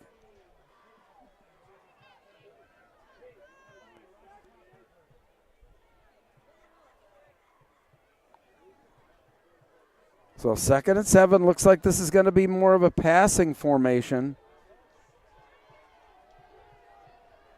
But 2 backs set. Feliciano and Clancy in the backfield. Feliciano goes in motion to the bottom of your screen. Weiser back to pass. Here comes the pressure. He steps up, trying to escape, and he's down the far sideline, making a couple of men miss as he hightails it away from a couple of white jerseys and out of bounds.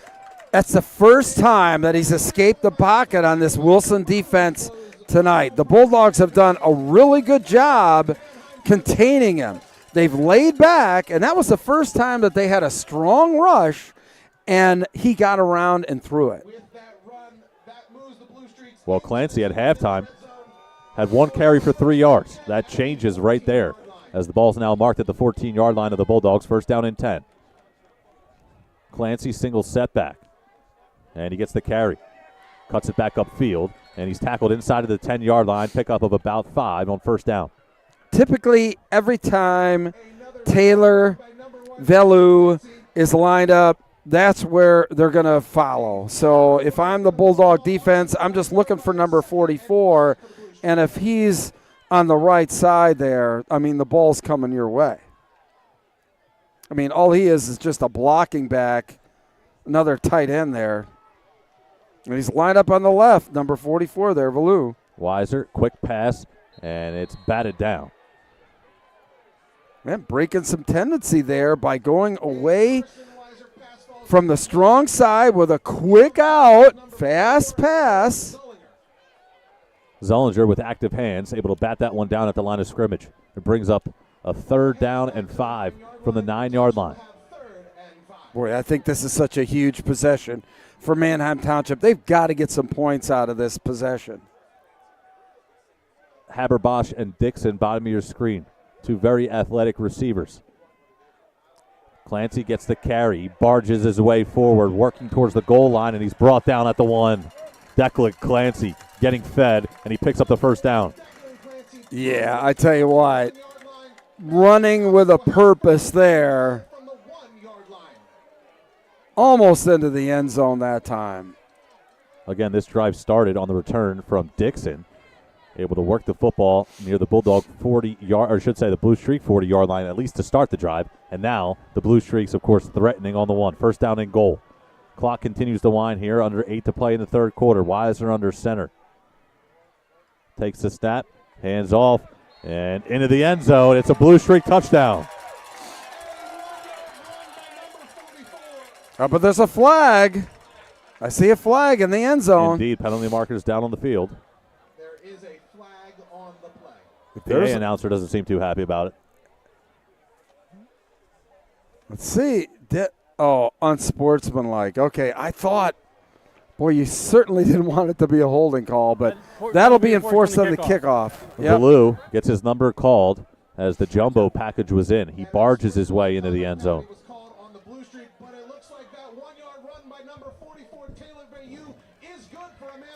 So View's touchdown stands here in the 3rd quarter.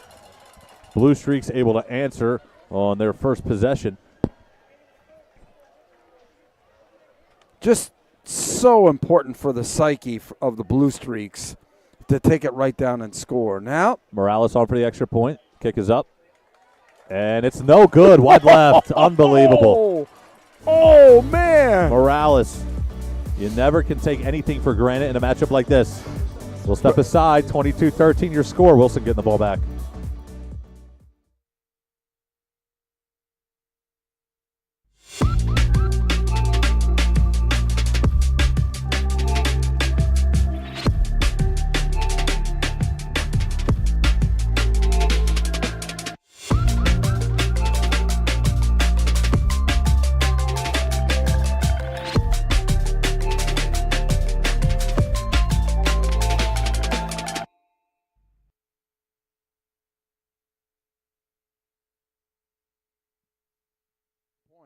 it really played.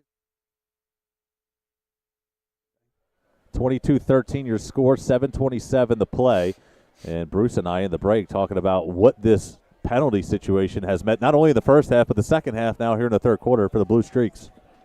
Yeah, and, now a 9-point advantage because of the missed extra point for Wilson. Still a 2-score game, but, boy, let's just keep that in the back of our minds with, all the strategy and decisions that these coaches are going to make moving forward. So not only the missed extra point for Morales, but now after the personal foul penalty on Manheim Township, the ball on the kickoff is marked at the 25-yard line. So at least on paper, you expect Wilson to get the ball in pretty solid field position. Morales boots this one deep. And Greer back to return at his 15-yard line. Turns the corner, and he's upended and taken down as he crosses the 35-yard line. And do we have another penalty marker down, Bruce? I believe so. Jack Knaff with the nice tackle, but, man, you just can't do that.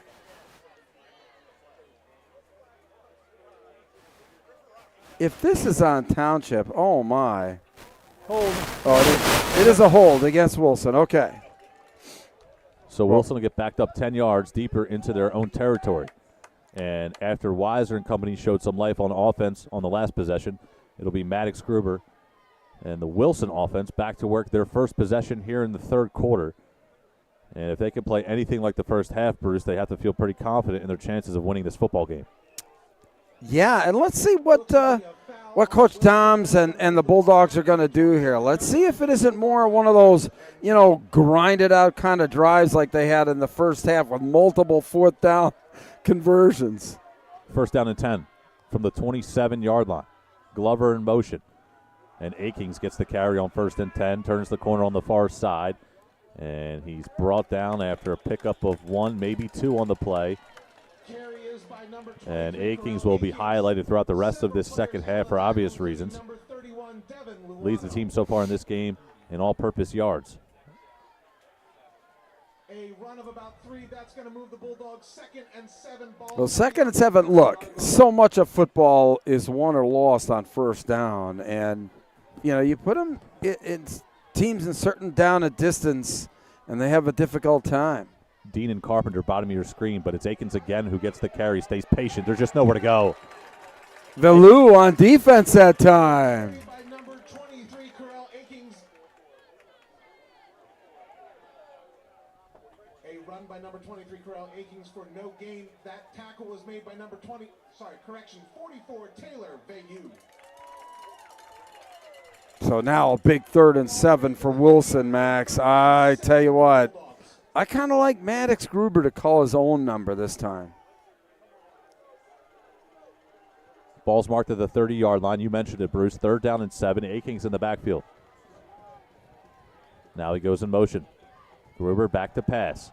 He's going to the far side, and it's caught out there for the first down, and they move the chains. Just a beautiful high percentage call there. Zollinger on the reception. And good play design there, too, with the slot back and a quick out. And that's great recognition by Gruber as well, because the defender was just playing way too far off of Zollinger.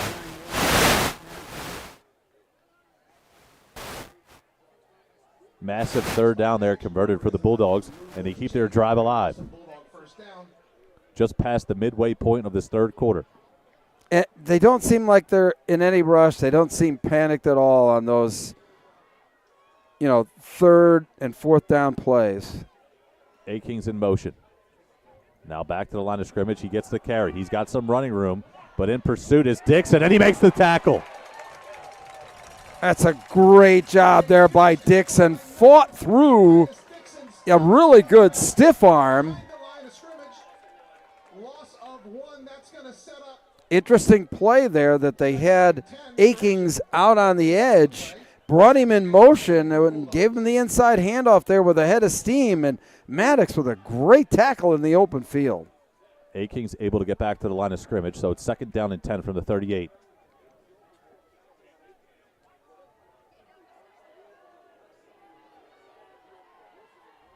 Bunch formation to the bottom of the screen. Gruber pitches it to Greer, and the end around working to perfection. He's got all day to run and plenty of life. Brought down inside the 40-yard line. And how about that? Greer continues to play well. And how about that play calling by Doug Doms and those Wilson Bulldogs? Very imaginative tonight. Going from the bottom of the playbook, out here to win. And using that blue streak defense against at that time, using the speed there with some misdirection, and he had a lot of open space once he got that pitch. We know that Greer is a fantastic player, but staying patient, of course, because Akings was right in the hot hand, and always being a good teammate is Greer, and produces when his number is called just like that. He's in the backfield here, and he gets the carry.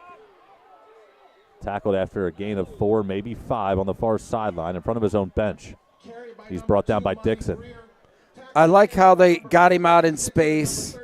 You know, Wilson doing a great job in play design, trying to get these backs isolated, you know, against the defenders and not really clogging up the middle, which is really interesting this half. First half, they were running up the middle. Second half here, they're trying to spread things out. Something we saw the Bulldogs do in the first half that they continue to do here. And the second is run the football. And not only that, run the clock as Gruber calls his own number, tries the near sideline, and he's brought down and gang tackled by a couple of blue jerseys.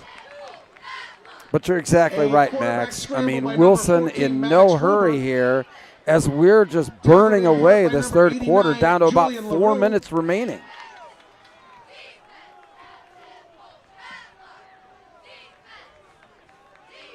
Ball is on the 30-yard line, 3rd and 3 for the Bulldogs. So a key 3rd down and 3 coming up.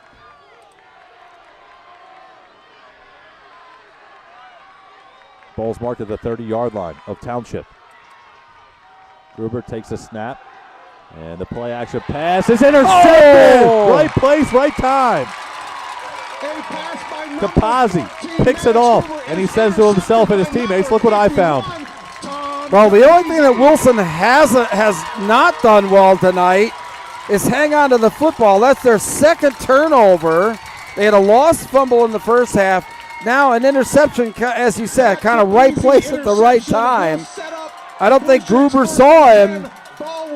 And Manheim Township now, let's see if they can take advantage. So you could argue the first major mistake tonight from the Wilson offense,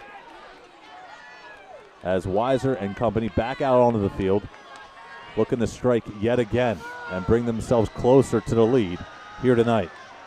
Weiser takes the snap. He'll hand it to Clancy. He's got a couple of lead blockers, and he's still on his feet. Barges over a defender and knocked down just shy of the 40-yard line. Really good blocking downfield and great patience by Clancy, waiting for the play to develop. I tell you what, Clancy reminds me a lot of what we saw last week at Lampeter-Stroudsburg. Dominic Brown, both very physical runners, and both some of the better running backs, of course, in Lancaster as well. Well, they've thrown the ball every single time number 17, Feliciano's come in the game. So let's see if they don't do it again here on first down. Trips up top.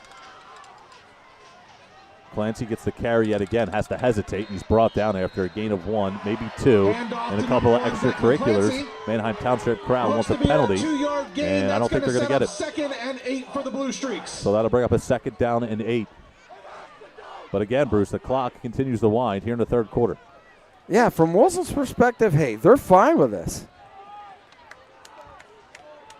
I mean, that's what the defense wants to do. I mean, they want to guard against the big play. They want to make them go the length of the field.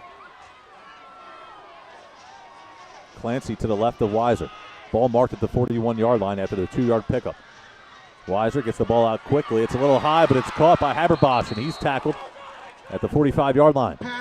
And again, what's been the constant to the Manheim Township passing game the second half? Quick throws. Well, Bruce, you've been around this game a long time. I tell you what, you're spot on at the halftime report.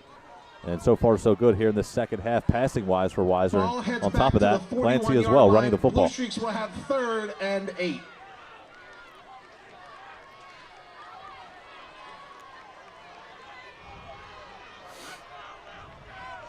So it's a 3rd down and 8. And Weiser is back to pass yet again. He's got a clean pocket. Now he'll step up and try to escape. Throw to the far side. One man is missed. And now running is Feliciano out of bounds across midfield and into enemy territory. Just an incredible job there by Weiser, avoiding the rush, buying some time, finding the open man. And again, Weiser deciding to throw the football and not take off and run. Talks to the vision that he has as a quarterback. Ball is going to be placed at the 45-yard line. That's another first down for the So Blue Streaks. first down for the Blue Streaks here. Feliciano out of bounds, stops the clock with 2:16 to go in the 3rd quarter. And the ball is now marked on the 45 of the Bulldogs. Pre-snap motion. And a little bit of miscommunication. Dixon will fire one deep down the field. And it's hauled in, but we have a penalty marker. I'd assume a PI on Akings. We'll have to see. Yeah, I think that they got a heck of a lot more than 15 yards on the play, so pretty sure that they're going to decline the penalty. And again, both teams here now, both coaching staffs, just kind of letting it all hang out. Olaimo has his first catch of the game, and it couldn't have come at a better time. Indeed, it is pass interference. It is declined, Bruce. You mentioned that. And it goes against Akings, his first penalty of the game. The previous play was a 35-yard completion from Dixon to Olaimo. So it looks like That's first gonna and set up goal first and from the goal 10. At the 10-yard line.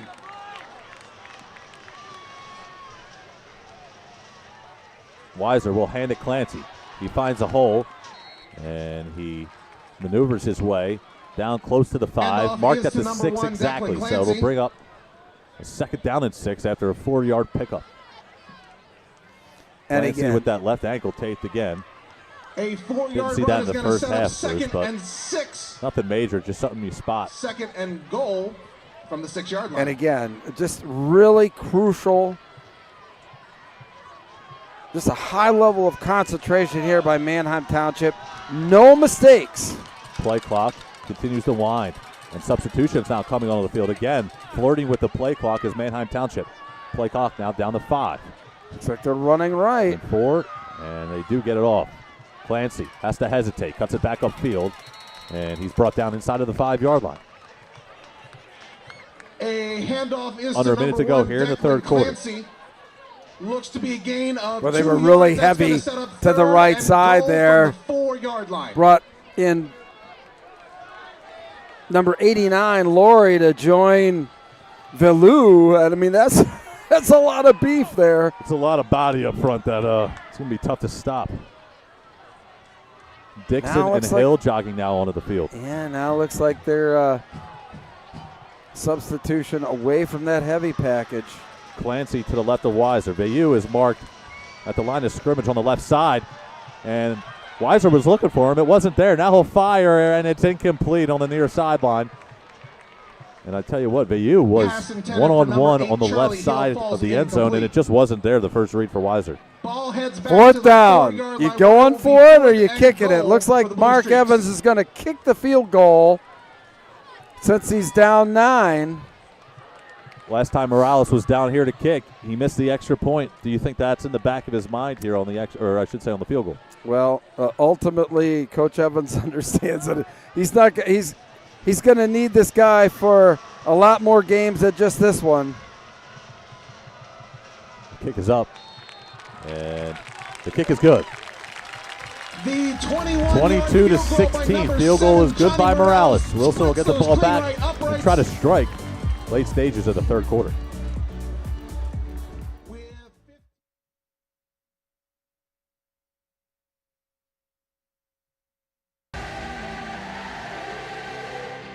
Wilson's upcoming slate of games. First game coming up this Saturday. The slammer takes. He was there. He was much more serious than I expected. All right. Well, it wasn't an invite. You invited yourself. No, we were just like, hey, are we doing this? I'm like, yeah, sure, let's do this. Let's do it early this Wilson time. alum and Super Bowl champion Chad Henry. Thanks for having me, guys. For the time period you played in, there weren't a lot of losses to talk about when you were on the team. Oh man, yeah, we didn't lose often. I just think that each year, you get a different group of kids with different personalities, different ways that they learn, and it's that challenge that you continue to. Tell me that this is going to work. So we'll see about that. We'll know in a few weeks. So hopefully we will have lots and lots of interviews for you throughout the next couple months.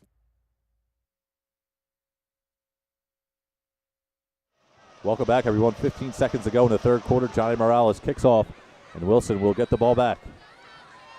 Greer has it, and he returns it near his own goal line.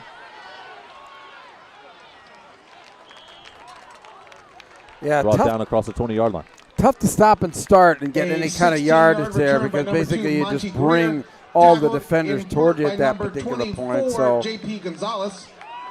going to have to go the length of the field here for the Bulldogs, but 8.4 seconds remaining in the third quarter. For the Bulldogs.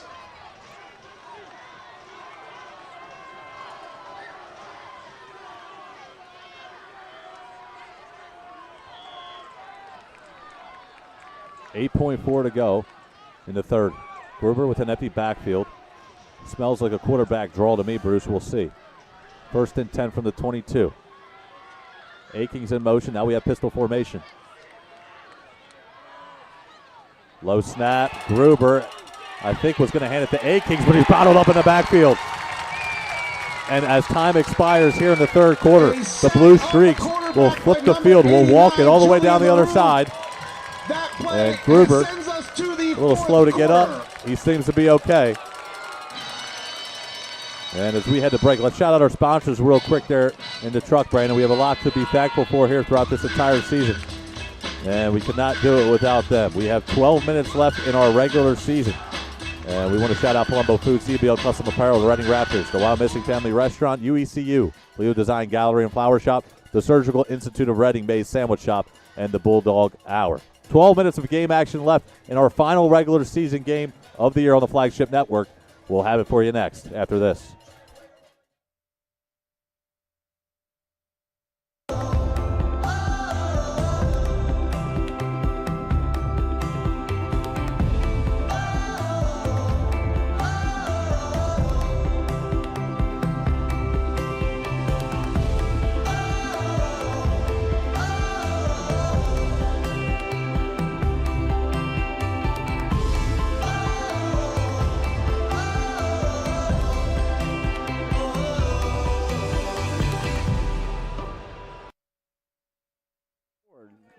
Second down and 16 after the 6-yard sack.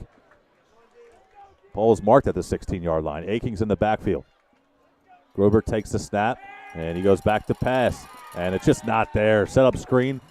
Doesn't work. Akings was the intended target, read well by the defensive front.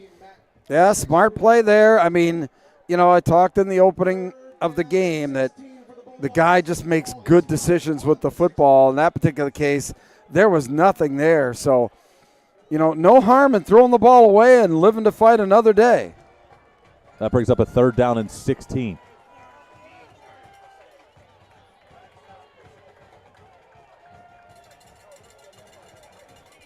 Township foaming at the mouth to get off the field here and get their offense back out onto the field. Akings in motion, now will come back. Gruber again back to pass. Buys some time, fires to the near side, and it's incomplete. Pass was intended for Dean. And that time, Manheim Township, a big-time rush on Maddox Gruber. And Gruber disciplined, quite honestly. I think he had an opportunity to kind of go up the sideline. That particular point, chose to throw the football, and now 4th down and about 16. So Cook kicking it from deep in their own end. Hunsaker on the punt. Clean snap and clean kick. It's a pretty good boot. Bounces a midfield, and it hit a body. I think it did hit a blue streak. And Wilson able to recover. Oh, my gosh. Oh, my. What a break. What a break. The Township player was engaged with the Wilson player, really didn't see the ball. It took a very tricky hop. It hits him.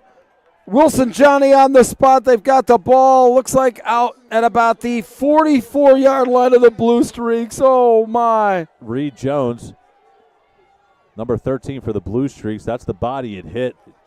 And now he's got to go back out there on offense and try to put it in his past memory with the ball marked at the 44-yard line. It's first down and 10.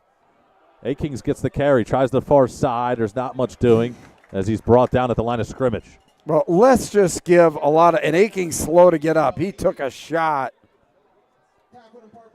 And this Manheim Township defense really playing hard out there.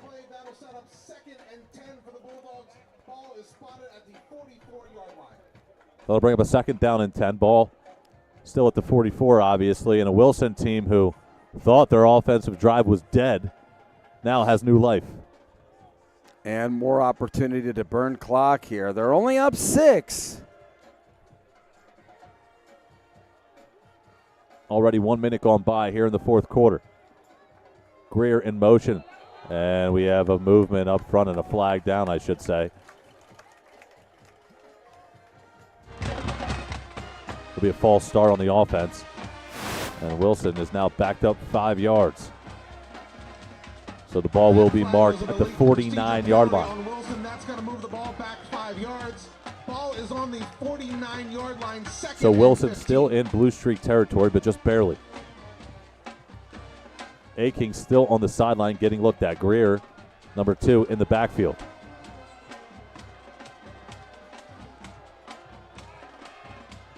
Dean, bottom of the screen. Glover in the slot. Gruber back to pass. Dean handles the catch, and he's brought down there after a 3-yard pickup. Nice job there by Fernandez on the tackle. Just a little quick pass, and they were trying to bring him back in behind some blockers that had moved out. But, again, good job reacting by that Manheim Township defense. It's a game here tonight that was billed highly on paper pregame and obviously this week leading up to it. And so far, it has delivered the hype that we all thought it would. Third down and 13 from the 47. Greer still in the backfield. Gruber back to pass. He's got a clean pocket. Sidearms it, and it's incomplete.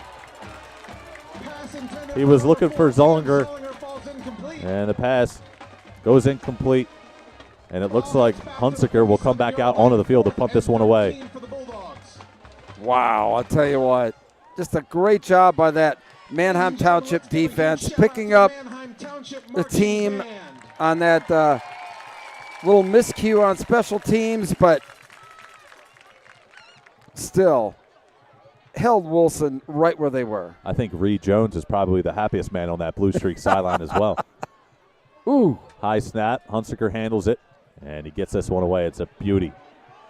And again, bouncing, takes a massive hop and a perfect one at that, to be quite honest with you, for the Wilson Bulldogs. It's marked at the 1-yard line, and Hunsaker should get some pats on the back for that. 11, Christo Hunsinger is down by the Wilson Bulldogs at the Township. Well, Township looks like ball got down at about their 2-yard line, so 98 yards away.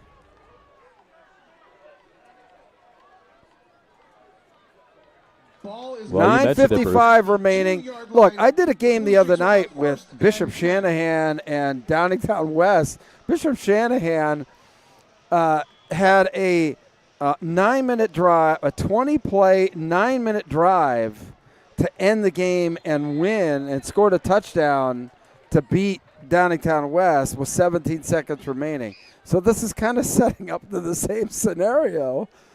Unbelievable. A little bit of deja vu for you here. Oh, my God. Well, let's see. Let's see if Manheim Township can imitate Bishop Shanahan here and just kind of hang on the ball for 9 minutes. And less than a yard. Well, not a good start as they have movement up front on first down. Well, that's only a 1-yard penalty, so. First down and 11 from the 1-yard line.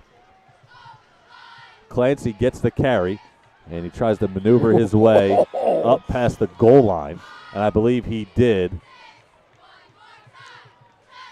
as his forward progress would stop. Boy, you could just see the emotions running high on both sides down there. Ball's going to move back to the 2-yard line, 2nd and 10. But again, Bruce, for the Wilson Bulldogs, the clock continues to run. And that is just so tough. You're snapping the ball back into the end zone. Oh, man. Time obviously not on the side of the Blue Streaks. They're backed up on their own 1 yard line. It's second down and I guess it's second down and 10 now after the half-yard pickup by Clancy. Again, Weiser going to take the snap from his own end zone. He hands off to Clancy, and he's got a pickup of about 4 on the play. Gives him a little bit of breathing room, but just a huge third down play right now. Gain of about 4. So third down and about 6. Where the ball will be placed at the 6. Well, every third down is big, but this one feels just a little bit bigger here in the fourth quarter. Considering they're so deep in their own end. Third down, ball is snapped. Weiser going to scramble. He's got to heave one up down the far sideline, and it is incomplete. Dixon had his hands on it, as did Akins in the secondary. And Akins is giving it his all here tonight as he limps to the Wilson sideline. Nice pressure. They were all over Weiser. He really couldn't step into that throw.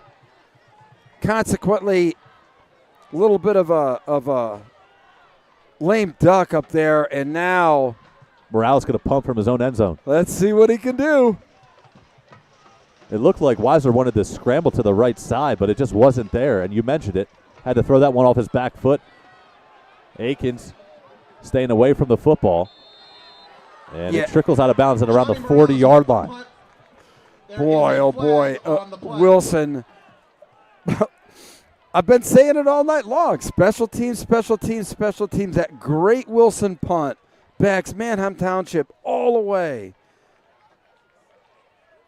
Punt will go for about 45 yards from Morales. Right, and in the exchange of punts, looks like Wilson picks up about maybe, 10 yards. But as you pointed out, a lot of time burned off the clock. Now Wilson an opportunity. The previous play was a 35-yard punt by Johnny Morales. After the Do we have a flag? To be a personal foul against, holding against the Bulldogs. Oh, my. Wilson backed up 10 yards after the holding penalty on the punt. I did see something on that far side there. I wasn't sure whether that was going to be called on the Manheim Township player. Looks like we have an injured Blue Streak in the secondary as well.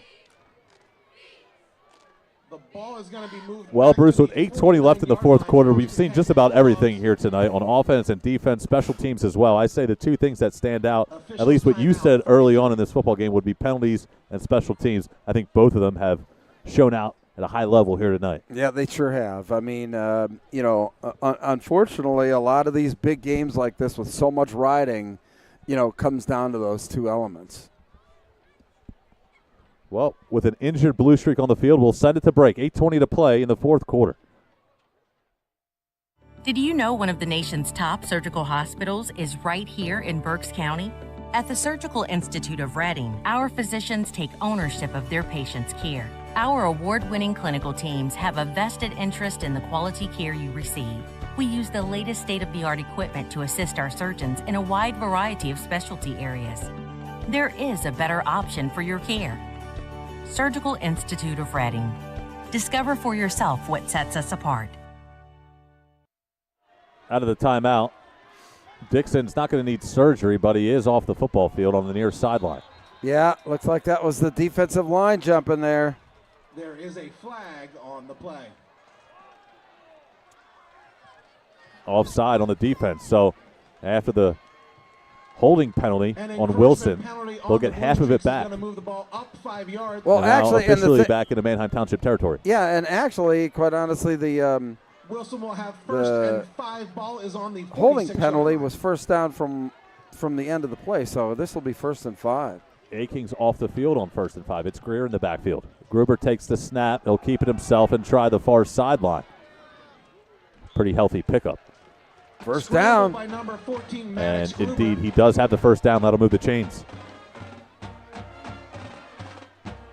Tackled in part by number 23, Marcos Fernandez. And there will go a couple more minutes off of the clock just by getting that first down. I got a chance to talk to Maddox Gruber yesterday. He said when he first came into this season as a starting quarterback, he was a little nervous. But I tell you what, results speak volumes, and when you're 8-1 and playing at a high level, I think the nerves shake off just a little bit. Yeah, absolutely, and they've played a high level of competition as well, Wilson. Gruber makes a man miss in the backfield, and he's tackled by 2 blue jerseys on that play. Just nothing there on the outside. Clancy in on the tackle. Rontal is as well. And I'm somewhat surprised that Gruber didn't give himself up on that play, as he was honestly trapped and had nowhere to go. Yeah, it was a great job again by this Blue Streak defense, who hasn't given an inch this second half. A-Kings has not been on the football field on this drive. He's still on the sideline. His helmet is on, however, so we'll see if he can get back in on this drive. 2nd down and 11 from the 41. Greer in motion, top of your screen. Gruber back to pass. Pump fakes. Deep shot. He's got a man. It's Glover. Oh! It's caught! And it's a touchdown for the Bulldogs. Incredible. It's Brady Klein on the reception, and we have a penalty marker down on the field. I think that was going to be pass interference on Manheim Township. I mean, he just heaved it down there and hoping somebody was going to grab it. So how about that? 2 big body hybrid tight ends and wide receivers, Klein and Glover, both with touchdown catches here tonight. Pass interference, Manheim Township. That's a man's catch right there from Klein. Klein. It was. Well, I tell you what, it was a mismatch, really. And Glover comes down with it. Incredible. You know, the Wilson offense hadn't done anything the entire second half. Unbelievable.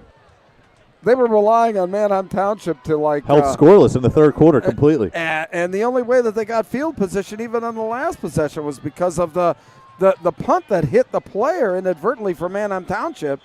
Wilson didn't move the ball. Then they punted Manheim Township all the way down to the end. They didn't run any. They didn't get any offensive yards. A little bit of confusion on the extra point.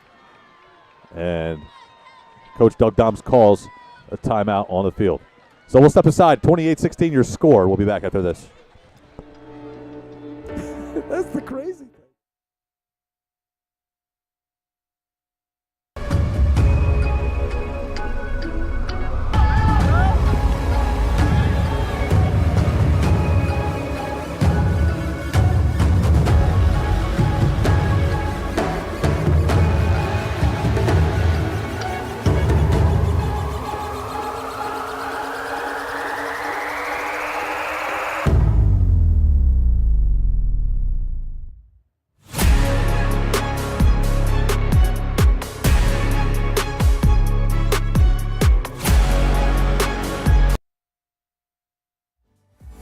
And look who's back into the ball game, everyone, as we come out of our timeout. 7 minutes to go in the fourth quarter. Corral A-Kings, who was on the sideline that entire drive, is in the backfield on the 2-point conversion attempt.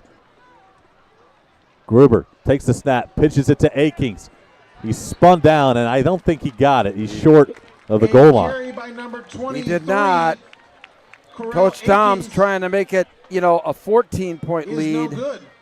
I got to give Brady Klein his credit going up for that catch and getting into the end zone. Maddox Gruber has hit 3 different receivers tonight for touchdowns. It was Corral A-Kings, then Glover, and most recently Klein on that possession. A-Kings also with a rushing touchdown as well. It has been a true team performance here tonight for Wilson.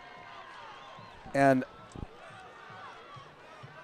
quick strike, like a bolt of lightning, talk about the Blue Streaks. Well, they had the bolt of lightning put on them on that, long pass play. It was a third quarter overall dominated by the Blue Streaks, and now here lightning strikes for the other side of the football field in the Bulldogs on that possession.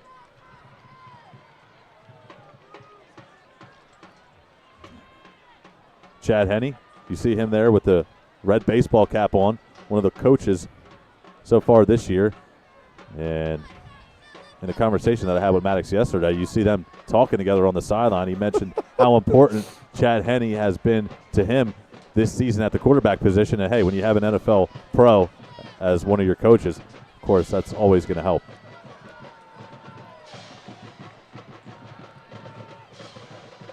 Well, Wilson, who's kind of won, the special teams battle here tonight. Let's see what kind of kick they pull out of the bag of tricks this time. Number 11 looking to kick off. And onside kick would make sense here to me since you're so far up. But they kick it away. This one's kicked deep, and I tell you what, that's through the end zone. See, when you're so far up like that, why not try the outside kick? Right. It goes 10 yards. I mean, it's where they would normally get it if you kicked it out of bounds. Go back to Maddox Gruber for a second, a guy who comes in with a lot on his plate. His first year as a starter. He has Chad Henne as his coach. Chad Henne, who backed up Patrick Mahomes for a couple years in Kansas City. So a lot of knowledge in all those brains combined. And I tell you what, when you're an 18-year-old kid like Maddox Gruber is, with all the knowledge coming down on him, it's got to be pretty fun. And especially more so when the results show it on the football field. Well, Chad Henne, a Wilson grad, 4-year starter at Michigan, a wealth of knowledge. And here come the Blue Streaks trying to streak it down the middle. Going deep for Hill, and it's just overthrown. Hill unable to lay out for it. Intended for number 8, Charlie Hill. Almost looked like Hill and Haberbosch ran the same route on that play. They did. I mean, and but I like the call from Mark Evans. Let's try to provide a spark here in the fourth quarter. Let's see what we can do here.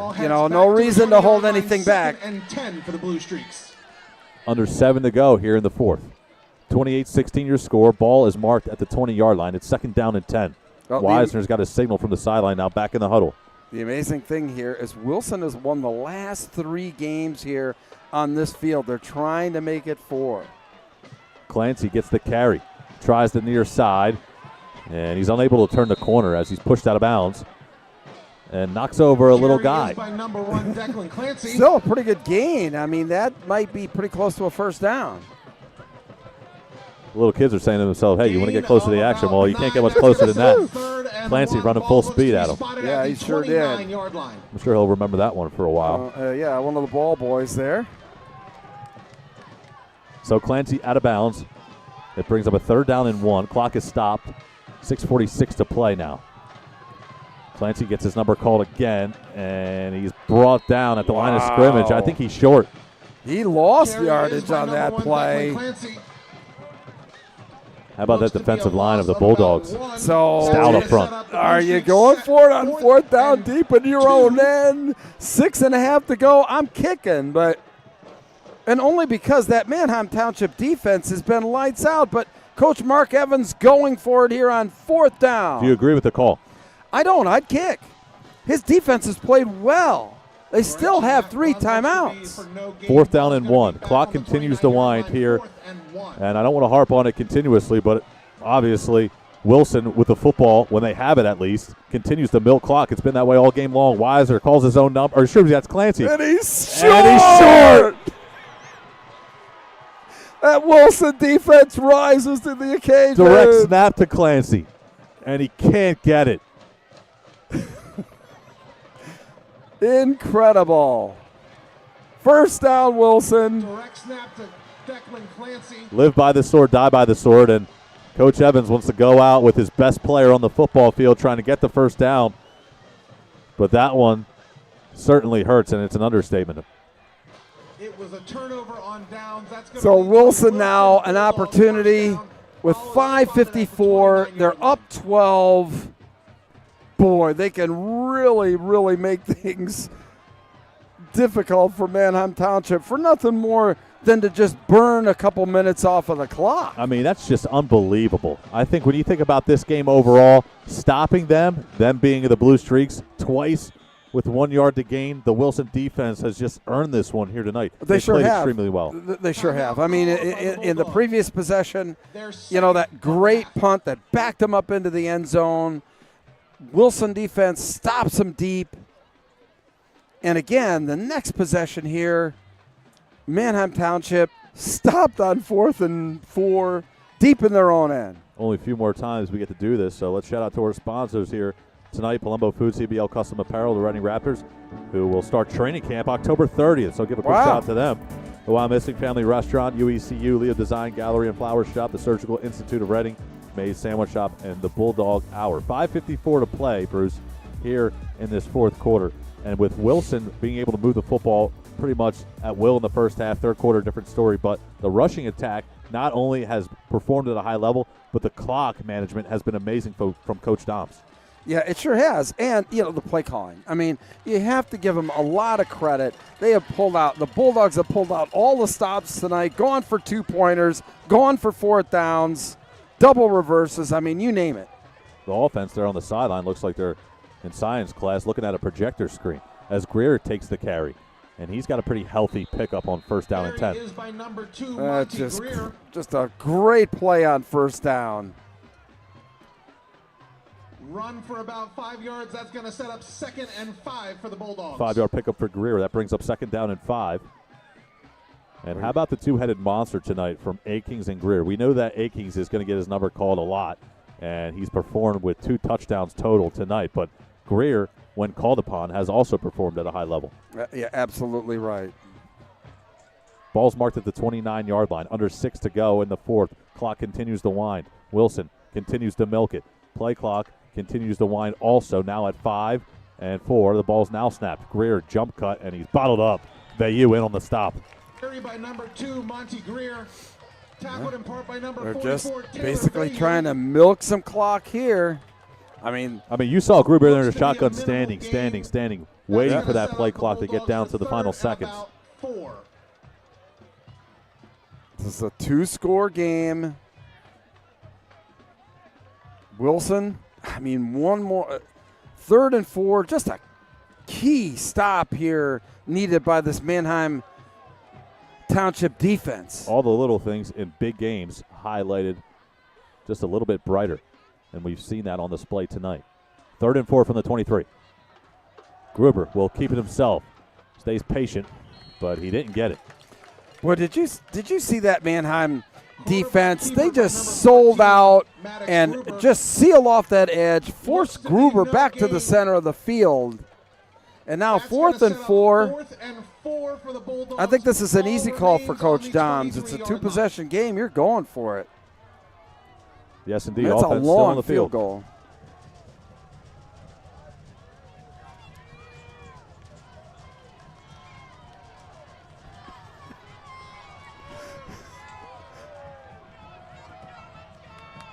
Fourth and 4. Again, ball at the 23. Under 4 to play. Still a lot to be left. Glover's got it. 1st down. That's Monty Greer on the carry. He's brought down at the 10-yard line. Number 2, Monty Greer. Tackled in part by number 4, Darius Dixon. That's a 12-yard run. That's going to set up the Bulldogs 1st and 10. Ball is going to be spotted on the 11-yard line. Under 3 minutes and 30 seconds to play. And the crowd starting to file out here at Manheim Township High School.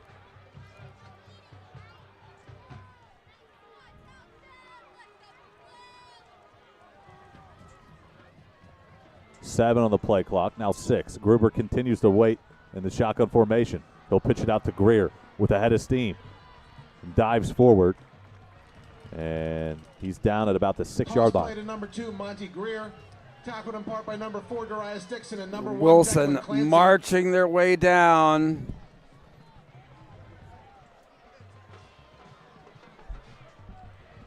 Gain of about 4. That's going to set 4-yard up pickup for 2nd Greer. and 6. Ball on the 7-yard line. Ball is on the 7-yard line. Exactly. It's 2nd down and 6. I don't expect anything other than these off-tackle runs. Game clock and play clock just milking down. Play clock now with 7, now 6. And Gruber just finally getting under center, takes the snap. He'll hand off. It's Greer up the gut. And he's shy of the goal line. Carry up the middle Big by boy number 2, football Monty up there, Greer. out there right now. It's mano-a-mano. Who wants it more? Wilson, quite honestly, this is their best offensive possession of the second half. 3rd down and 3. Ball is about the 4-yard line. 3rd down and 3. Ball's marked at the 4. Under 2 minutes to play in the 4th quarter. And when you think back to all the missed opportunities here tonight for Manheim Township, not only that, the mistakes that they have made, it's going to sting a little bit to have this loss come to a winning streak come to an end as Gruber just solos into the end zone. How about that? The fake pitch from Gruber, and I think he just solidified himself as the player of the game here tonight. Well, he sure did, and just a great play call there. They've been running it with the back here consistently all night long, and here, kind of a bootleg around the outside, and Maddox Gruber with the touchdown. 1:37 to go. That just about seals it for these Wilson Bulldogs. Hunsicker on for the extra point. You could take this game in so many different directions, Bruce. When you think about Manheim Township, the penalties and the mistakes obviously cost them early on in this football game, especially that first half. They were down 22-7 at halftime and just dug themselves too deep of a hole to climb out of. Hunsicker on for the extra point. Oh, it's blocked. My. Wow. And I tell you what, that's an aggressive front by Manheim Township. Hunsinger is blocked by number 4, Darius Dixon. But from a Wilson standpoint, 3 things stand out to me. The coaching, Maddox Gruber himself, and the defense as a whole. I mean, it's been top to bottom impressive from start to finish here tonight. And Gruber, I will say on that play, as I'm wrapping up my point about the 19-game winning streak in the regular season snap, he fake pitches one, turns the corner, spins. Where's the ball? I don't know. Next thing you know, it's in the back of the end zone for the touchdown. Yeah. Well, I'll tell you what. This will be the 4th straight time that Wilson will have beaten Manheim Township on their own field. It's the other thing, too, that, Wilson had not gone 3 straight years without a Lancaster-Lebanon League Section 1 championship since, like, the early 80s. So that basically ensures that won't carry on. Wilson's going to be your Section 1 Lancaster-Lebanon League champion. They're going to be the number 1 seed in District 3 6A football. A little bit different this year since the actual championship game will be on a neutral site, but it will earn Wilson a well-deserved bye next week and a home game for the semifinal. Well, from my standpoint, one of the most complete teams, if not the most complete team that I've gotten to see in person so far this year, has been this Bulldogs team with the defense, the quarterback, obviously, and Gruber playing at a high level, the rushing attack, the O-line. All of it has been fantastic.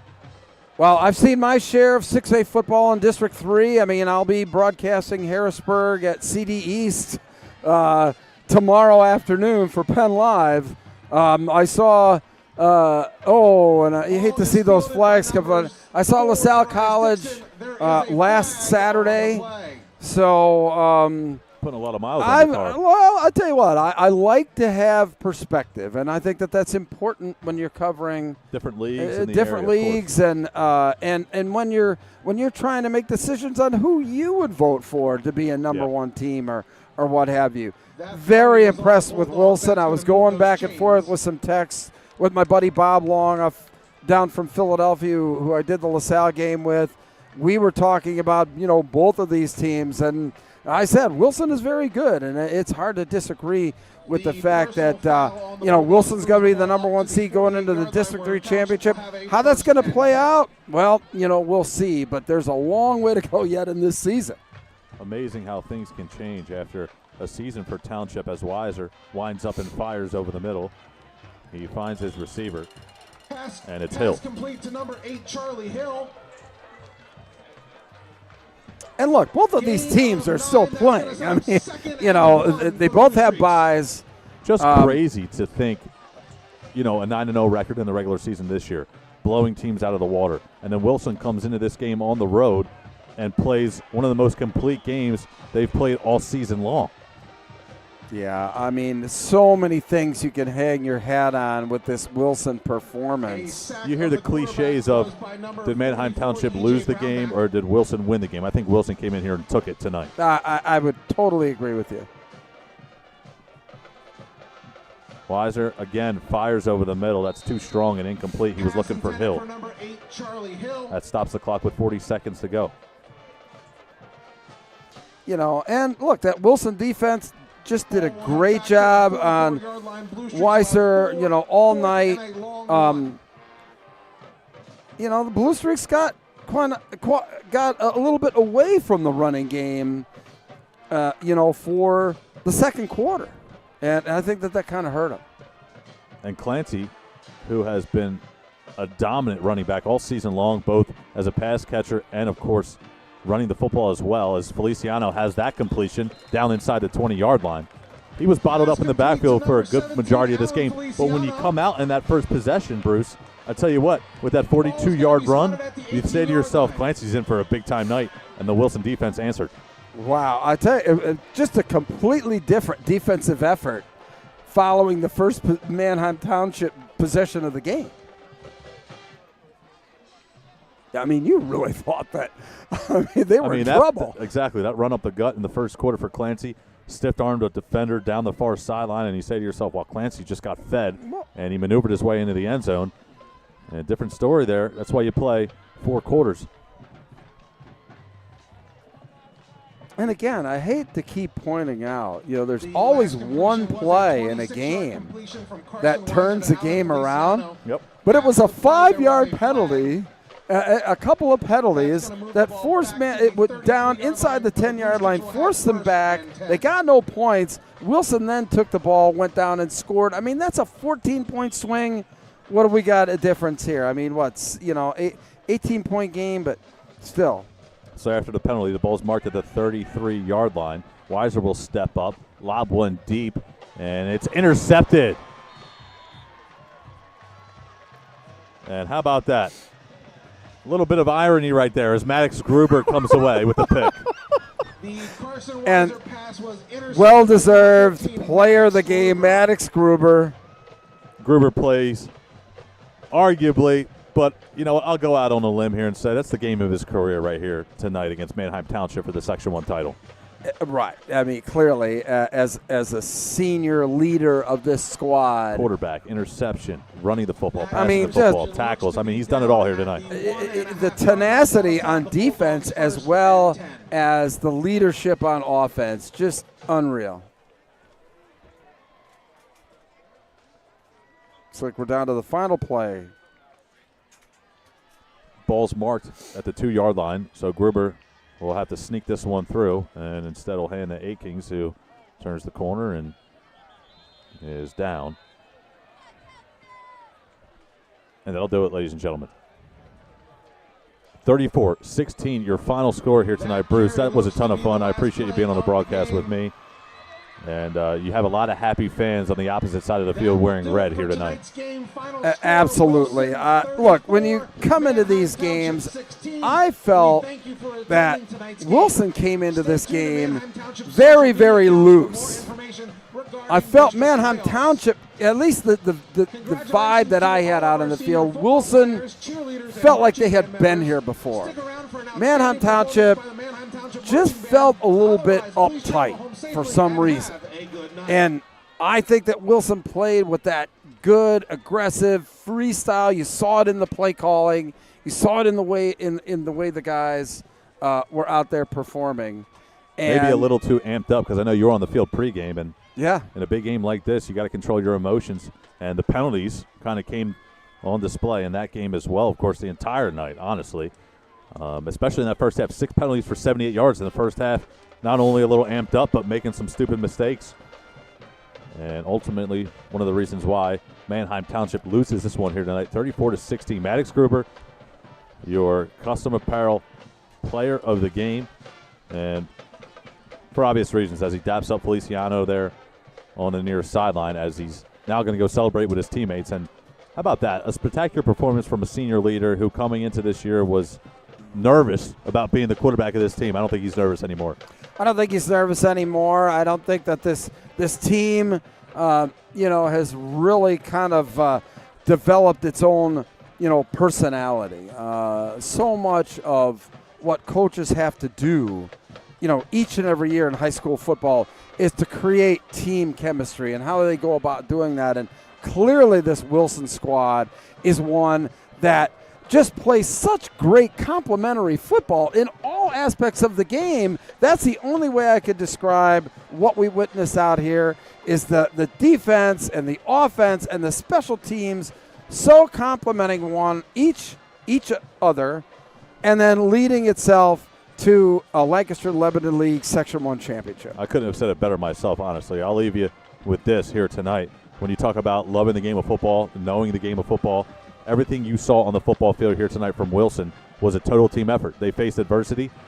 They were up 22-7. They were scoreless in the third quarter, and it looked like Manheim Township was going to turn the tide for a small portion of that football game. But you mentioned it, top to bottom, everything on display, working throughout 4 quarters of football. You're going to go through ups and downs in 4 quarters of football, but Wilson ultimately hung on, and ultimately are going to walk out of here with a Section 1 championship here tonight. So first things first, I want to congratulate them and their Section 1 champions, and Mike Drago, Brandon, everybody behind the scenes that puts this all together throughout the entire season. It's been a ton of fun, and I'll tell you what, Bruce, it sucks this is the last one we have, but to wrap this one up here in 2024, an amazing football season, and for you with Penn Live, a lot to come here in the postseason as well, so we look forward to your coverage.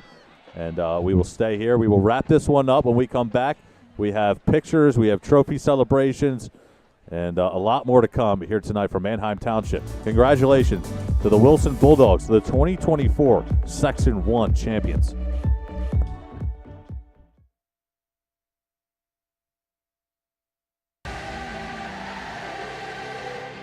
Wilson's upcoming slate of games. First game coming up this Saturday. The slammer takes He was much more serious than I expected. All right. Well, it wasn't an invite. You invited yourself.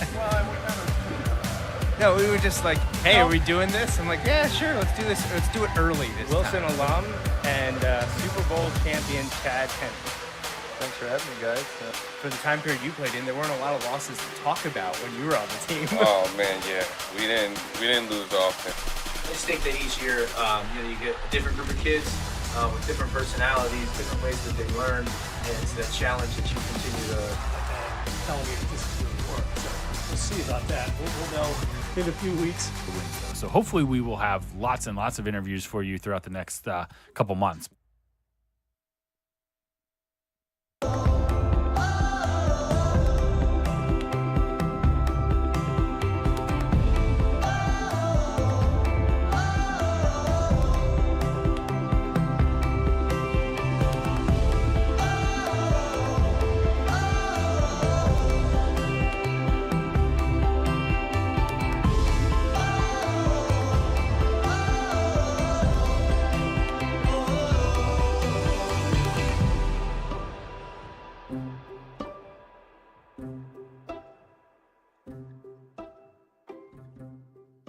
Welcome to the Wyomissing Restaurant and Bakery, where we have a range of options to suit any taste. We are a family-friendly establishment offering a welcoming atmosphere for any occasion or a casual outing. Join us for our weekday breakfast buffet from 7 to 10 a.m. or our weekday brunch buffet from 10 a.m. to 3 p.m. Want to bring the family out for a weekend brunch? Join us on Saturday and Sunday for our grand weekend brunch buffet from 8 a.m. to 3 p.m. The Wyomissing Restaurant and Bakery, located at 1245 Penn Avenue in Wyomissing. Did you know one of the nation's top surgical hospitals is right here in Berks County? At the Surgical Institute of Reading, our physicians take ownership of their patients' care. Our award-winning clinical teams have a vested interest in the quality care you receive. We use the latest state-of-the-art equipment to assist our surgeons in a wide variety of specialty areas. There is a better option for your care. Surgical Institute of Reading. Discover for yourself what sets us apart.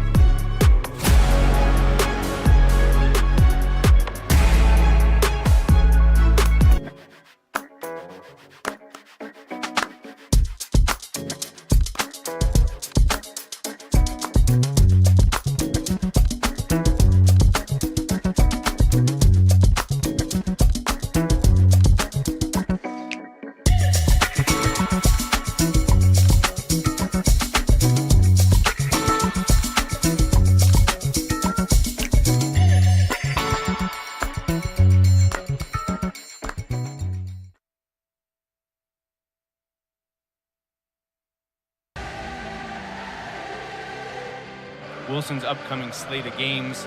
First game coming up this Saturday. The slammer takes. He was much more serious than I expected. All right. Well, it wasn't an invite. You invited yourself. No, we were just like, hey, are we doing this? I'm like, yeah, sure, let's do this. Let's do it early this Wilson time. alum and Super Bowl champion Chad Henne. Thanks for having me, guys. For the time period you played in, there weren't a lot of losses to talk about when you were on the team. Oh man, yeah, we didn't lose often. I just think that each year, you get a different group of kids with different personalities, different ways that they learn, and it's that challenge that you continue to. Tell me if this is going to work. So we'll see about that. We'll know in a few weeks. So hopefully we will have lots and lots of interviews for you throughout the next couple months.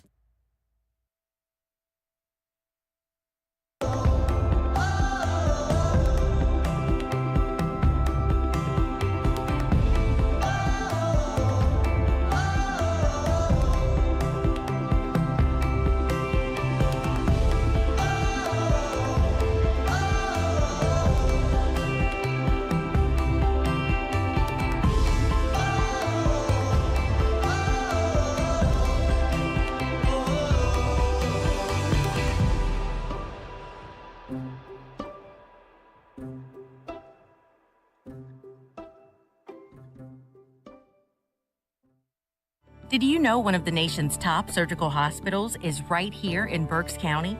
At the Surgical Institute of Reading, our physicians take ownership of their patients' care. Our award-winning clinical teams have a vested interest in the quality care you receive. We use the latest state-of-the-art equipment to assist our surgeons in a wide variety of specialty areas. There is a better option for your care. Surgical Institute of Reading. Discover for yourself what sets us apart.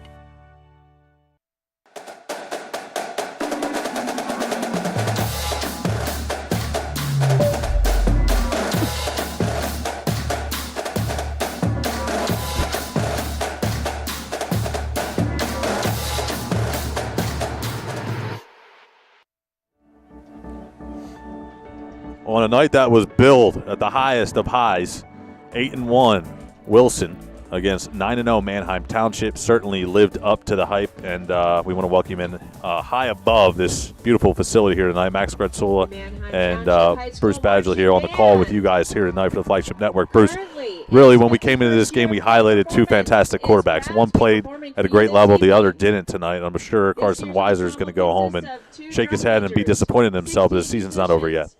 No, and that's the thing is that this was not, lose and go home kind of game.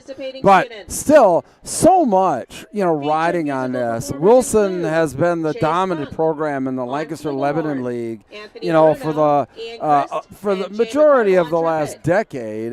Manheim Township won, the title last year, trying to solidify a championship on their own home, on their home field tonight, and came up short. And that's got to, eat at them a little bit. I mean, confidence is so important as you go into postseason play. Yeah. And you have two teams on the opposite end of the spectrum. You've got the confidence of Wilson now, who's been on quite a roll. I mean, their only loss was Week very 3. early in the season.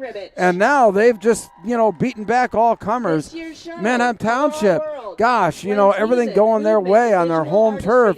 Came up short. Hey, look, most likely these two teams are going to meet again. Yeah. They're going to meet for a district championship. Yep. It's going to be on a neutral site, and we'll see what happens. Well, I'll tell you what, you've covered sports and here in the Lancaster-Lebanon League for a long period of time. As an 18, 17-year-old kid going home tonight, it's a lot on your plate. I mean, you got a lot of fans, you got a lot of media attention. I mean, it's big out here in Lancaster, and it's been fun all season long. But when you're that age with a lot on your plate, what's it like? What's going through these minds of, the losing side, but also the winning side as well? Oh, my gosh. If you're the winning side here, that's probably the best bus ride, those seniors are ever going to have. On the flip side there, for Manheim Township, gosh, I mean, this was senior night. You're losing a district championship. That's what I mean about playing with a psyche or what have you. But, look, each team has a bye. Okay, Now this is where the coaches have to come in and pick these guys back up, dust them off, short-term memory loss is what you hope, and these guys get back to the type of football that they played for the first 9 weeks of the season. Let's talk about Maddox Gruber real quick, who was our Custom Apparel Player of the Game, of course. I mean, the guy got the job done at the highest of levels. I continue to harp on that, but it really is true. He came into tonight with a different mentality, 11 of 18 passing, over 200 yards, of course, and the 3 touchdown passes to 3 different receivers. What did you see was working with him strictly from a quarterback perspective tonight? Because we know he made a couple of great tackles. We know he had the interception to end the game, but from a quarterback perspective, from a leader perspective, what did you see out of him tonight? Oh, very controlled, very patient. Didn't try and force the issue. Just what I talked about in the pregame show. The thing that I've been most impressed with him is what great decision-making that he's done all season. Right. And that Manheim Township defense was designed specifically to shut him down. Yeah. So what did he do? He distributed the ball tonight very well. 3 touchdown passes. Didn't get out and run too much. I mean, there were a couple of design runs. Glover and Akings Klein, Glover. Yep, you got it. I tell you what, very impressed with the fact that he didn't have these gigantic, flashy plays, but you know what? The job is to win. He put a W out there. He put a section championship out there, and now it's off to the postseason. I mean, it's going to be a fun matchup when we get into the postseason if these two teams meet again. Carson Weiser, on the other hand, 10 of 27 passing.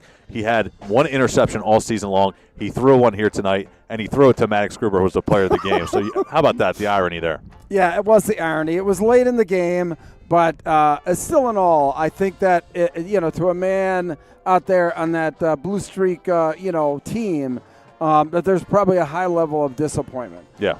They probably understand that, they let one slip away. Yeah. And so for them, but it's one that, there's another game to be played. Of course. It's not like it's the end of their careers. Yeah. And you know what?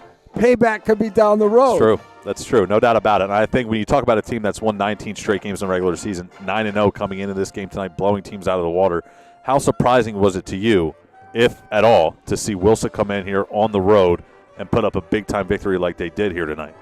Not at all. Not at all. I mean, I've seen Wilson play football enough over my years living in Berks County and what have you. And I was even, I mentioned after the game, I felt, I was down on the field talking to, both coaches and both teams before the game. And the one thing that the overriding impression that I got from Wilson was this was a team that had been here before. They were very relaxed. They were very methodical, very businesslike. Yeah. They had to come out and take care of business. Manheim Township on the other side seemed a little bit uptight, okay? Yeah. Maybe it was the simple fact that they were undefeated. That, last year they were in the same position, and, not on their home turf, but they did beat Wilson at Wilson. Yes. Now they had to kind of fulfill that destiny on their own home turf, knowing that Wilson had their number on their home turf for like 3 years, or the last 3 times they had played here. So, I don't know. Township was uptight. Wilson was very loose, and I think it showed out on the field tonight. Yeah, no doubt about it. As we wrap this one up, I just want to give you a quick shout out to Mike Drago Sports, who was able to do our pregame show, and he had all the opportunity to talk about the stats, his predictions for the season. I mean, that whole pregame show that we had back in August now at this point, I'd say with the jackets on, it feels a little bit different. Where did now. the season go? Yeah, it just seems like yesterday we Yeah. were at Y Missing doing that No doubt about it. pregame. But for you as well, thank you, as I can wrap this one up again. Coming into this game as a broadcaster, there's a lot to learn for me back in August about sections and teams and whatnot. So you've helped me with that. Mike Drago's helped me with that. The articles, the stats. It's been great all season long. I want to give you a quick shout out to Brandon, camera ops here, who have been taking pictures of me behind the scenes all season long when I ask him to do little things like that because I'm a diva sometimes. But a lot to be thankful. Maybe all the time. We'll touch on that off camera. But anyway, for everyone who's tuned in all season long, we really appreciate it. I mean, this was something that we came into this season not knowing what to expect. We had our own expectations of what we hoped for. But your final thoughts as we wrap up the 2024 season and look ahead to 2025. I think that the fans that that followed these teams that we did the games of were given a product that they could sit back and enjoy to watch. I know that I enjoyed watching these games. BNB Media and the way that they produce it for a live stream event far exceeded any expectation, I think, from someone who comes in to watch a live stream.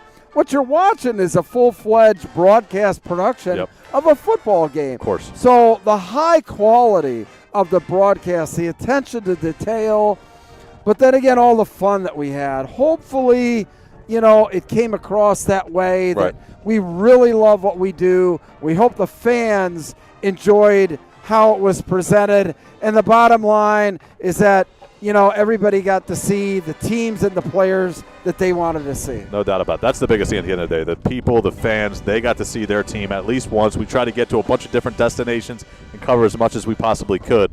Can't get everywhere, Bruce, but we did our best, and we hope everyone enjoyed it. We hope to be back in 2025 as well. And again, shout out to everyone that comes behind the scenes here. Brandon and the team gets here 2:30, 3. Game starts at 7. Sometimes even before that. I don't want to short them, but definitely be able to get in here and set everything up before all the fans come. I tell you what, sometimes it's hard to find parking out there when I get here. So, but I appreciate everyone tuning in, and congratulations, last but not least, to the Wilson Bulldogs, the 2024 Section 1 champions.